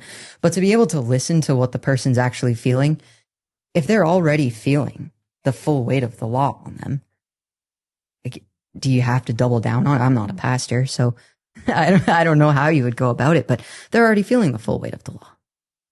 So what they need probably is the gospel message. Like you understand that what you've done is wrong. Do you understand that what you've done is also forgiven? So for pastors, I think that's a big one. And to walk into a pastor's office, if you're transgender, think about it. Maybe everyone in your life is LGBT or LGBT approving. No one's listening to why you want to transition, especially if the reason you're wanting to transition brings you face to face with a pastor. They certainly don't want to hear about it. Chances are, unless you have a good therapist who wants to listen to you about the Christian stuff and the detransitioning, the only person you're having a chance to talk to is a pastor. So the pastor should probably just take some time to listen and understand, because maybe the person's not been able to talk about it. Wasn't the case for me. I talked about it with my friends, but I could definitely see that being the case for other people. What about parents? What would be your advice to parents for how to handle it? Maybe start with an adult child that says, hey, mom, dad, I'm transitioning. Unfortunately, that's a common one. A lot of parents have come to me with concerns of adult children who say I'm transitioning, and they're going further and further into it, and they're not even keeping the parents updated. In these cases, a lot of times the parents push back on it or are Christians, and the child just wants to cut them completely out of their life. No, parents, I don't want you. You're pushing me away and all this. But in reality, it's the child isolating himself. What I would say to parents in a situation like that is you need to be honest with your child. When it comes down to, do we use the pronouns? Do we use the name just to keep a relationship? You should always keep the door open. Your child should always, any person who you love and care about, should always be able to come to you and say, I'm struggling with this. But you shouldn't lie to them. Using preferred pronouns when you know that your son is a man, but he wants to be a woman, calling him she instead of he would be lying to him. If he ever does come to his senses, as parents, you'll want to be the ones who told him the truth. That when he's searching around for who told me the truth, because now I don't know what to do, like where I was, my whole world came crashing down. I was looking for somebody who would tell me the truth. And that's how I found Christians. I had Christian neighbors who I knew I could have gone to. So if parents could be that person, their kid looks around and says, who's been telling me the truth this whole time? they'll go to their parents if it's been the parents. Hopefully, that's what we would pray for, is that they would go to the parents. So in all things, always be truthful, even when it hurts. It's almost like, if I can compare it to somebody with a heroin addiction. If your brother or your child, we'll say your child, is addicted to heroin, you don't want him living homeless on the street. And you invite him into your home, but if he's stealing money from you and there's this toxic relationship, you don't want him doing heroin. He could overdose. But you also, can you keep that in your home? Is that a good spot for him, or are you enabling this behavior? And I think that's a pretty fair analogy, is if you're affirming the hormones, are you even passively enabling this certain behavior that's ruining your child? It's tearing them apart physically, because they're having these surgeries and they're losing pieces of themselves. Pieces are being chopped off or stitched on like Frankenstein. And it's tearing them apart mentally. They don't know who they are. They at a very basic level don't know if they're a man or a woman. And they don't understand what it means to be a man or a woman. So I would for parents, just to always be that pillar of truth. Especially for adult children, because you think they can kind of come and go and there's a little bit of freedom there.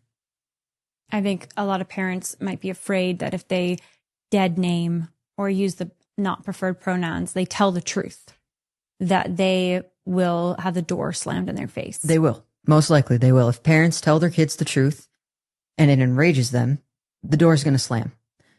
The narrative on the trans side is that Christians hate them so much and they kick them out of the family. And that's what they're always going to say. The reality is the trans-identified person kicks himself out of the family because he hates the truth. It enrages him to hear the truth.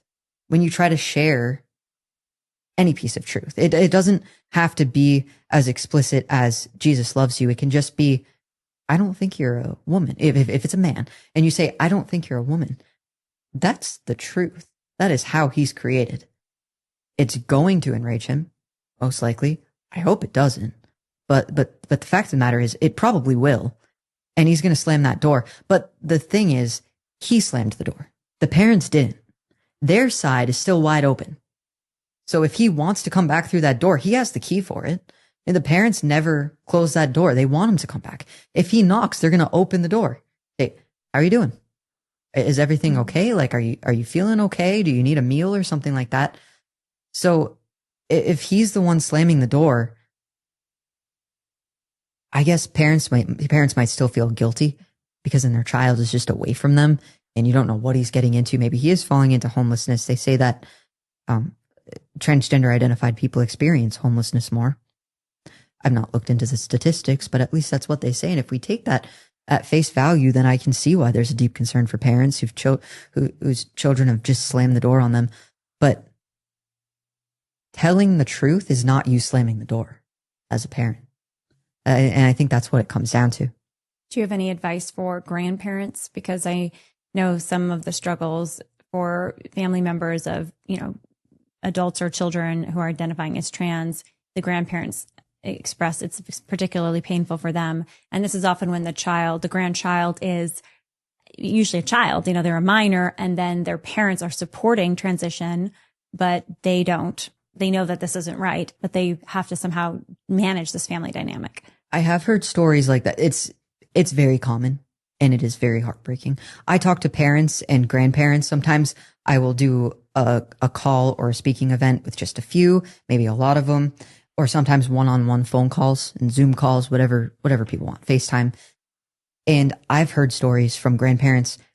They might say, it's my, son's child. And so the daughter-in-law is pushing it, and they might still be married and everything, but she doesn't want to overstep because it's the child's own mother. If this is the grandmother, she doesn't want to overstep the child's own mother.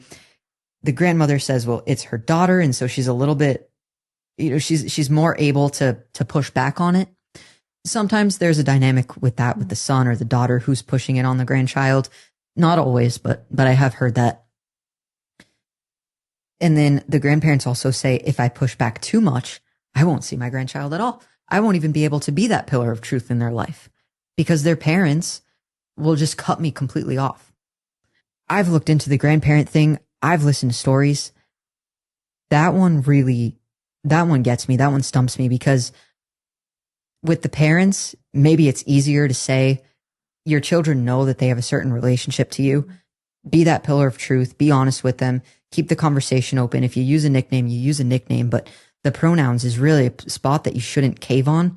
Even I think names you shouldn't cave on. There are certain names that are male names and certain names that are female names. Sometimes they can be either or, but for the grandparent, you try to be that pillar of truth and you're just shut out entirely. I don't know. If you can have a relationship with the grandchild, keep being that pillar of truth, knowing that possibly in the background, your own child or daughter-in-law or son-in-law might be speaking poorly about you and about how you're transphobic and trying to shape the grandchild's mind into thinking that you actually don't love them or don't support them. The grandparents, I would say, is more case by case just because of that. I've just heard it go so many ways. But with the parents, it's always case by case. There's always different people struggling with different things, but there is a more universal theme that I've noticed in talking to parents with adult children, at least, that they want the door open. They're keeping the door open and they don't want the child to slam the door. And there's just this dynamic where, how do I keep his side open? How do I keep him from slamming the door? And the answer is you can't. With the grandparents, you can try to be that, you could try to always tell the truth to the son or daughter-in-law and not necessarily to the grandchild. But I don't know. I'm still looking into the whole grandparent thing. I'm trying to find answers. I've been watching YouTube videos about grandparents. I've been searching on online forums for adults, for grandparent to grandparent. A lot of it is so hard to find.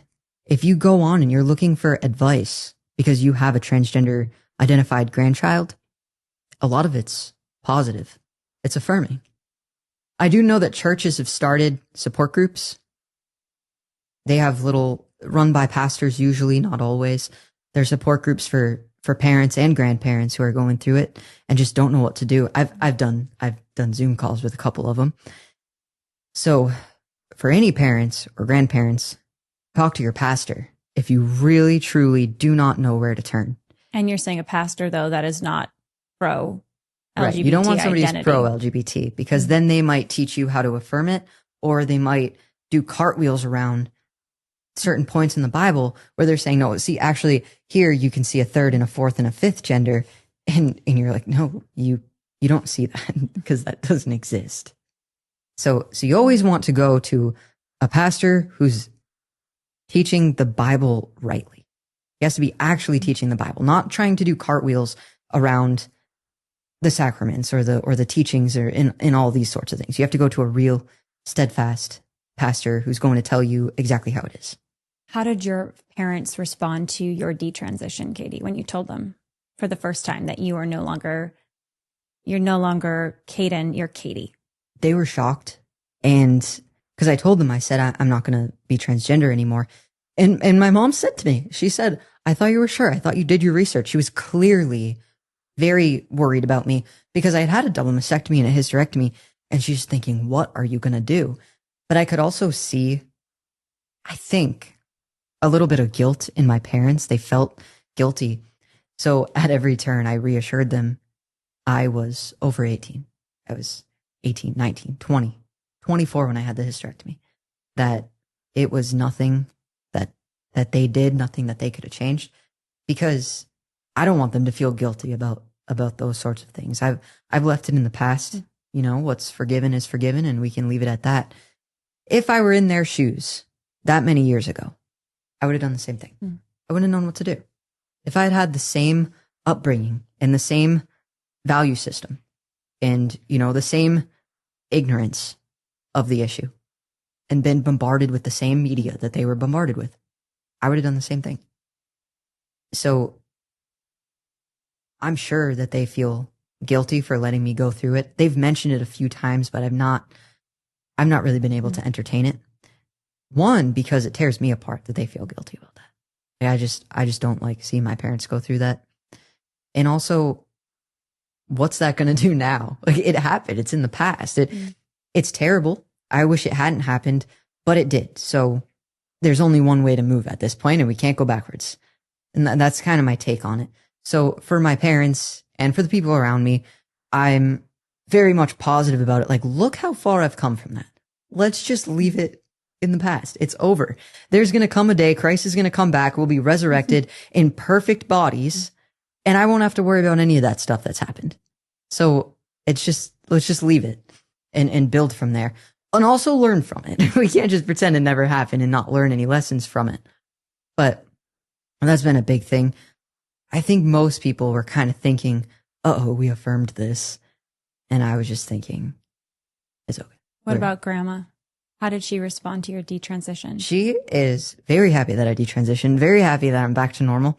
And she'll actually watch this or listen to this interview. She's been excited for it to come out. I talked to her a lot about it. I actually talked to her a bit about what it's like to be a grandparent going through it, because when people were telling me, what's your advice for grandparents? What's your advice? And grandparents would be on the phone with me. And I said, I'm working on it. I'm really sorry. Ask your pastor. Like, I'll be praying for you. We can talk about all this stuff. I don't know exactly which direction you should take this. I just, in full transparency, I had to tell them, I don't know. This is all new stuff. I called my grandmother, and I think that as a good grandmother, she might still be protecting me from some of the emotions that she felt going through the whole thing. Because she opened up about some stuff, and it was sad to hear what I'd put her through. But I think that there's other stuff that she's not told me. And maybe she shouldn't. Maybe that is something that she'll bear with her friends and not put on me. She did have the ladies praying for you, though. She did. And it's you mentioned baptism. The Yes. grace of your baptism. You were baptized as a baby, it sounds like. Yeah. And you were in a Catholic home, but then they weren't practicing later, the Right. parents. Exactly. So you had the grace of baptism, and that held you back from wanting to die because you knew, like, I'm a child of God. You're describing that. So incredible. And then you had these ladies that you didn't even know who were praying for you the whole time. And probably a lot more than that, just in general, because I will pray a lot for transgender identified people in general. Some specific, if I meet somebody or people come up to me and they say, pray for my sister or my brother, they'll often tell me a name. So in my prayers, it's a very specific one. But sometimes I just pray in general for these big issues, transgenderism or any sort of confusion like that, any sort of sexual confusion, abortion, like these big issues that people struggle with, the people who have gone through it, the families of people who have gone through it. So I can't even imagine how many people were praying for me, maybe not so specifically, but they were praying. Do you think prayer is what made you look in the mirror that one day and say, suddenly, where's Katie? There was prayer. There was the word of God that I was hearing because I was listening to the Bible podcast. And I think, so yeah, I would say it was a lot of prayer. It was a lot of hearing the word. But what initially made me look in the mirror, I think, was a combination of hearing the word of God and prayer. It's been how many years since that moment? That was in 2021. It's 2025 now, so it's been about 4 years. And you expressed feeling so uncomfortable dressing in even the women's socks. Are you comfortable now? Oh yeah, I wear dresses and everything now. Doesn't bother me one bit. I actually prefer girlier things now because I knew my feelings are dead wrong. Everything I'm feeling is wrong. And that was really hard because if everything my mind is telling me is wrong, then I have to rely on other things to tell me what's right. So I'm just looking at my pastor and what does the Bible say about this? And I'm reading the Bible. I'm like, what am I supposed to do in these situations? Because I have no clue. I know that what I'm feeling is wrong, but how do I make it right? So I did. I started wearing the women's clothing, and then now I'll go shopping, and the first thing I go over to, maybe not, it depends on the store, but a lot of times it's the dresses. Summer's coming. I'm thinking, well, I think I need a new dress. How long did that take to basically you're retraining your emotions through your thoughts and reality, that you're taking cues from reality, retraining your thoughts, retraining your emotions. And just living in the discomfort of all of it. It took it took a while. I'm not sure if it took quite a year. It may have been under a year. So I probably bought the women's socks in the summer, late summer, I think, of 2021. By October of 2022, I was wearing dresses. So how did that feel? Maybe it was a little over a year. It felt, well, the first time that I put on a dress, it was awkward. That's the first time I actually wore a dress in public was to speak at the New England Pastors Conference. So that was the first time. Now I'm doing public speaking, which I've never done, standing in front of a group of people in a dress that I haven't worn one of these since I was forced to for my first communion. So it was the most awkward thing. But after that, I felt kind of good about it. I thought right after I did that, I would go back up to the hotel room and change into pants. And I didn't. I just kept the dress. And I was like, you know what? I'm happy in this. It was early afternoon. We were probably just about to break for lunch.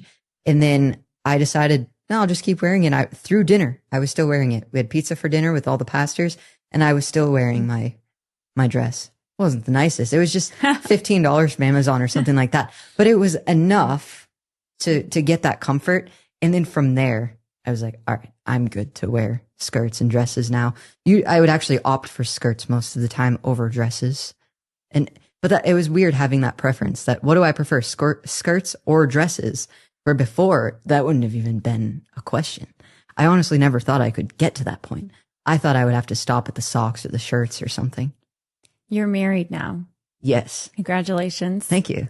Can you share how you met your husband and what that was like getting married? Yes. So as I said, I'm in the Lutheran Church Missouri Synod.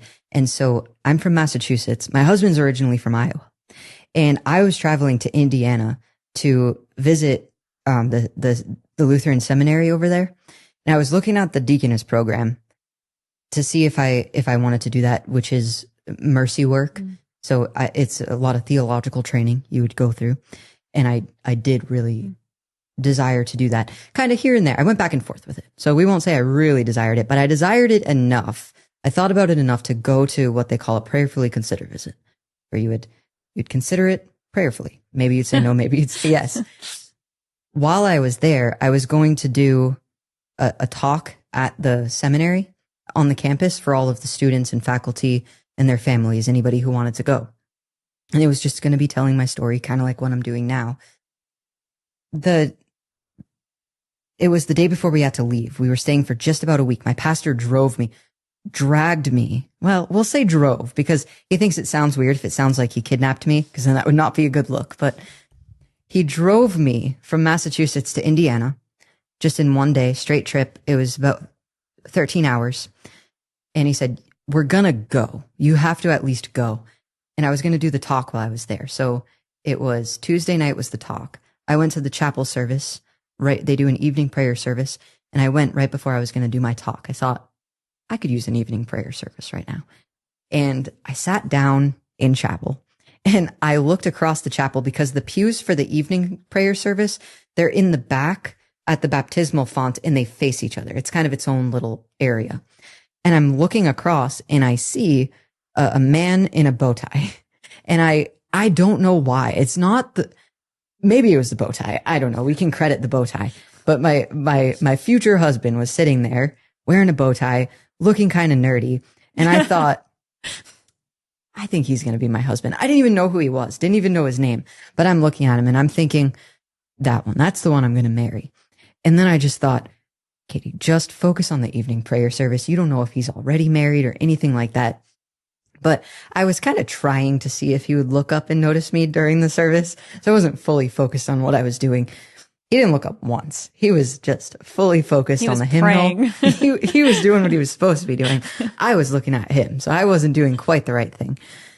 After the evening prayer service, we were leaving and he was on the opposite side. So we were both leaving out of the different interior doors of the chapel, but we would both leave in the same exterior doors. So he came over to mention something to one of his friends, but I was standing right there.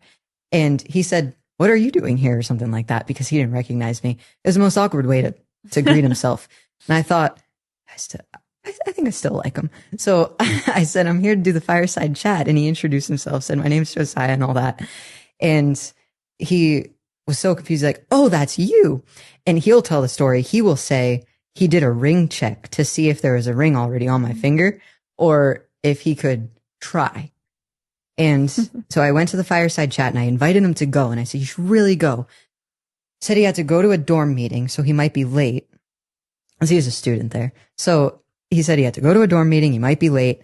And then he ended up making it. But the whole time I started the fireside chat. That's what they call it when you do the talk. It's a fireside chat. And I'm sitting there with my microphone. I think I had a microphone. I may not have. And I'm talking to everybody in the room and I'm looking around. The room was getting pretty full.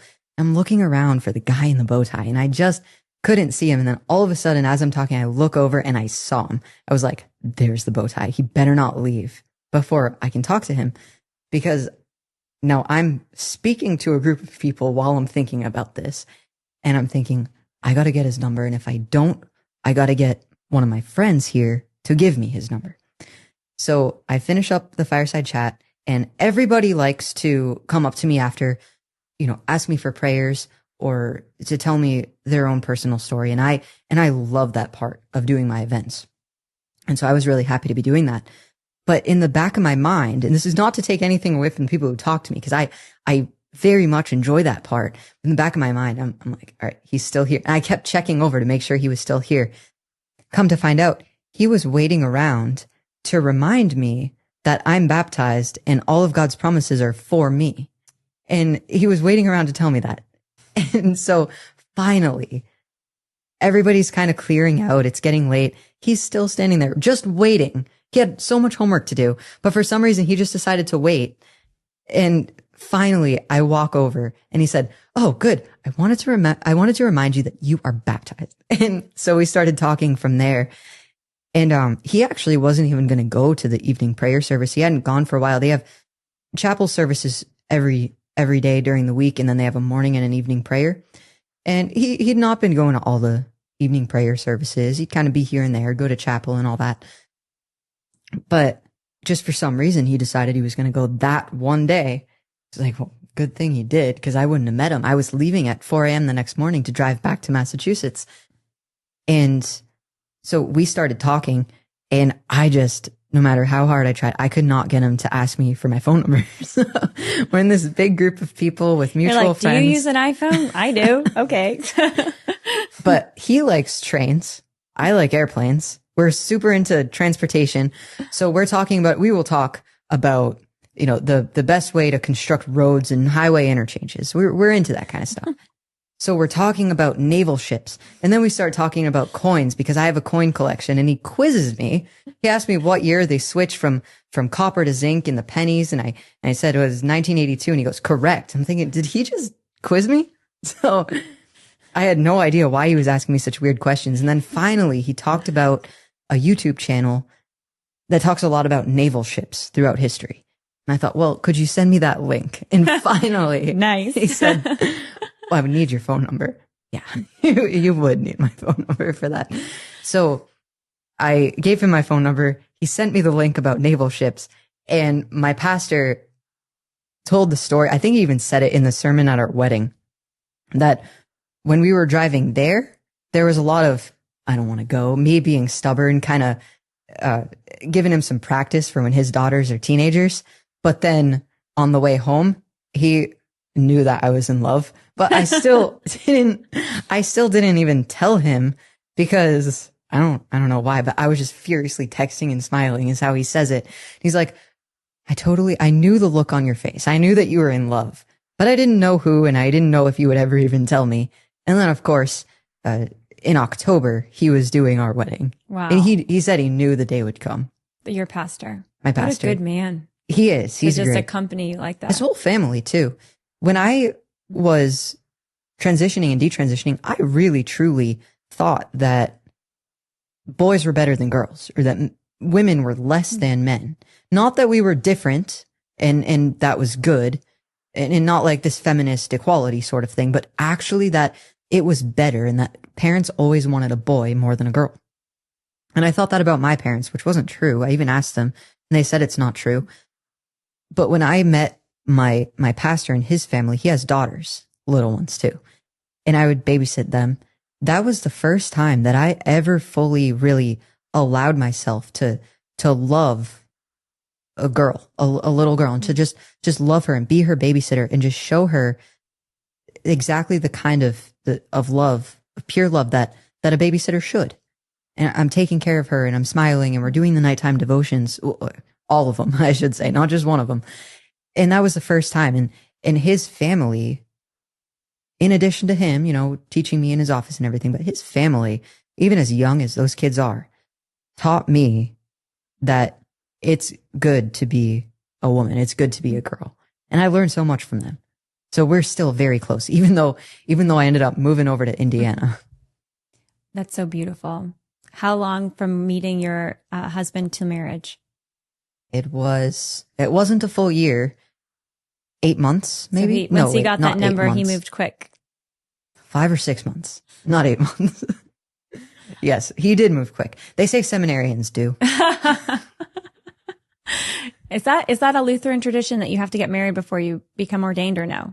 No. Just in general. He's like, I'm going to lock in my ordination and lock in my marriage. There was also the fact of, we knew that we were going to move somewhere, but we didn't know where. In May of it is May. In July of this year, sometime in the spring or summer, we knew there was going to be a big move coming and we didn't know where. So we were thinking, we should probably do it before that.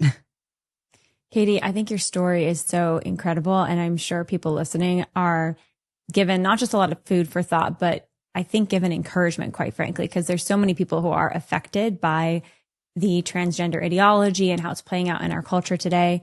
I'm curious if you have any just other thoughts on how we can help people that are friends, family members, or just people in general who identify as LGBT, who believe this is who I am. Anybody who doesn't agree with this is a threat to me. How we can love those people better.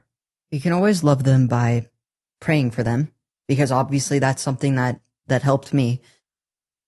Also, like I said before with the message to parents, this goes for friends, cousins, brothers, sisters, everybody, is just stay truthful. And don't lie to the person. They don't deserve to be lied to. They still deserve to be respected. They're still people, and they're still people who Jesus died for.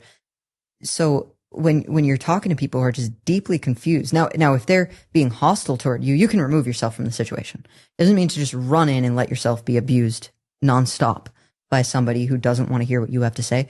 But if somebody asks you honestly, do you think I'm a man or a woman? And you respond with the truth of whether they're a man or a woman, there's nothing wrong with that. That's just being truthful. That's just showing them the respect that you would show to any person. The other thing is, when you're talking face to face with a person, you generally don't use third person pronouns where you're saying he or she, or unless you're trying to get their attention, whoever's attention, you're not going to use their name either. You could just say you or something like that. And so a conversation shouldn't be extremely difficult.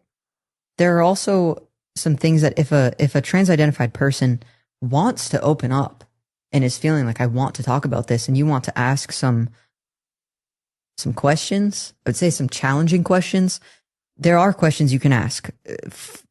Let me preface it by saying, you have to ask neutrally. You don't want to ever be attacking or acting like you're too affirmative of falsehoods. And also, you don't necessarily want to ask so that you receive an immediate answer. You'll see why I'm saying that. So some of the questions you can ask.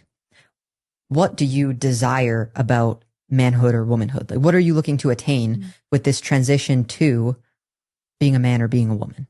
And you can't actually transition, but what is the person looking to attain or to acquire? What duties of manhood or womanhood do they despise, or do they covet? Maybe you wouldn't say covet because it sounds more negative, because it is. But what are these things that are driving them to transition? The person may not have an answer in that moment. He may have to go home and think about it and kind of ruminate on that. And he may never give you the answer. But those are the sorts of questions that have to pull you out of the ideology. What do I despise, or what do I desire about this lifestyle I'm trying to achieve? That's something that I didn't really think about. I kept saying, I'm going to be a man. I'm going to be a man. What is it about manhood that I was desiring? I have no idea. Just not being a woman. And what is it about womanhood that I was despising? Like some of the clothing? I still don't even know the answer to that question. That I would have had to put myself outside of the ideology to answer. If somebody would have asked me that, that question would have played over and over again in my head. If you would have asked me, for example, 5 years ago, those exact questions, that would have played in my head over and over and over again. I would have never given you an answer, mostly because I don't have one, but also because I would have been embarrassed when I realized there is no answer to this. Other things are, what's the goal of transitioning? Because a lot of times the goal really is to be a man or a woman, and that's not an attainable goal. A person can't achieve changing their sex, changing to be a man or a woman. Other things along those lines, what do you desire? What do you despise? What would be the next step in transition? Because, well, or better yet, what will your transition look like when it's complete? What does a completed transition look like? Because most of the time, there's always something else. I had my double mastectomy. So if you would have said, what does your completed transition look like? I would have been, well, maybe double mastectomy. No, maybe hysterectomy. It's known, women taking testosterone the way that I was, the way that transgender identified people do, they end up with a hysterectomy. Because of stomach pain, in part. Because of all of the complications that come along with it. So it's double mastectomy, hysterectomy, maybe a bottom surgery. Would you get a masculinization procedure? Would you, and if you're a man transitioning to, you're a transgender identified man trying to be a woman, there's just, would you have the facial feminization? Would you have this and then this and then this? Would you continue taking hormones for the rest of your life? What will you look like when this process is complete? There's none of that, because you're not looking to the end goal. You're just chasing the next high. When you have gender dysphoria, you take the testosterone, you feel some euphoria. You're chasing that high. You have the top surgery, just like the girls in the YouTube videos who do the chest reveals. They're brought to tears. They're so happy about the results of their chest finally being flat. They're feeling euphoria in that moment, and they're chasing that. You get the hysterectomy, and now you know for certain, no matter if the testosterone's working or not, your period won't come back. You won't have to deal with that. You won't have to deal with the awkwardness of maybe having to go into a men's bathroom to change out your hygiene products. There's always that chasing the next high. And then when it's finally finished, is there just a plateau and you're not gonna want that euphoria anymore? You're just gonna feel perfectly content and perfectly normal because you've exhausted every option? People don't always think about that. And so those are the sorts of questions that a person will ruminate on, and that it will bring them out of the ideology to think about it. And it may not make a difference. It may enrage them that you've even asked, but it kind of plants those seeds in their head for, you've not thought this out. So those are things that you could do, but it's very important to keep a neutral tone and to show that you're loving the person. You can't force the conversation. If your transgender identified brother comes and says, can we talk? Like, I have nobody to talk to about this, but I really feel like I'm a woman, and you can ask some of those questions. Well, what is it about womanhood that you're desiring, or about manhood that you're despising? He may actually start thinking more deeply about the decisions that he's making. Can't guarantee it, but those are just some things that a person could try. Do you recommend letter writing, Katie, especially if there's not the opportunity for that in-person conversation, or they're not even seeking it necessarily? I have grown to really enjoy writing letters, especially since I moved away from my friends and I've mailed them. There's a lot that you can say in a letter, and you don't even realize it. When you sit down to write a letter, maybe you get a paragraph and you're thinking, this could just be a text. Well, just keep thinking, just keep praying. You don't have to give it to them right in that moment. There are so many other things you can talk about, how much love that you have for that person, and how no matter how much you love them, at the end of the day, because this is true for everybody, no matter how much you love somebody, your own child, your own brother, sister, best friend, and I've told my friends this, at the end of the day, no matter how much I've loved them, no matter how much I've done for them, I feel like I've not loved them enough, or I've not loved them purely enough, because I haven't. That's the truth. And Jesus is the only one who does. But for somebody to hear that, for somebody to know that a person who's cared for them and drops everything to be there for them, still at the end of the day has not loved them enough. For a person to hear that and to understand that there is something deeper than what we're feeling right now in this moment, that could mean a lot. That's beautiful. And that's the attempt to love like Jesus loves. Yes. Like God loved us first. Katie, you're amazing. Thanks. You're amazing. This was so fun too. I mean, it's a heavy topic, but you're also very, very, very fun to talk to. How can people follow you or, hear more from you? Do you have a website? How can they? I have an X account. I don't have much, but I have an X account and it's at Katie 1080. So it's just KATIE 1080.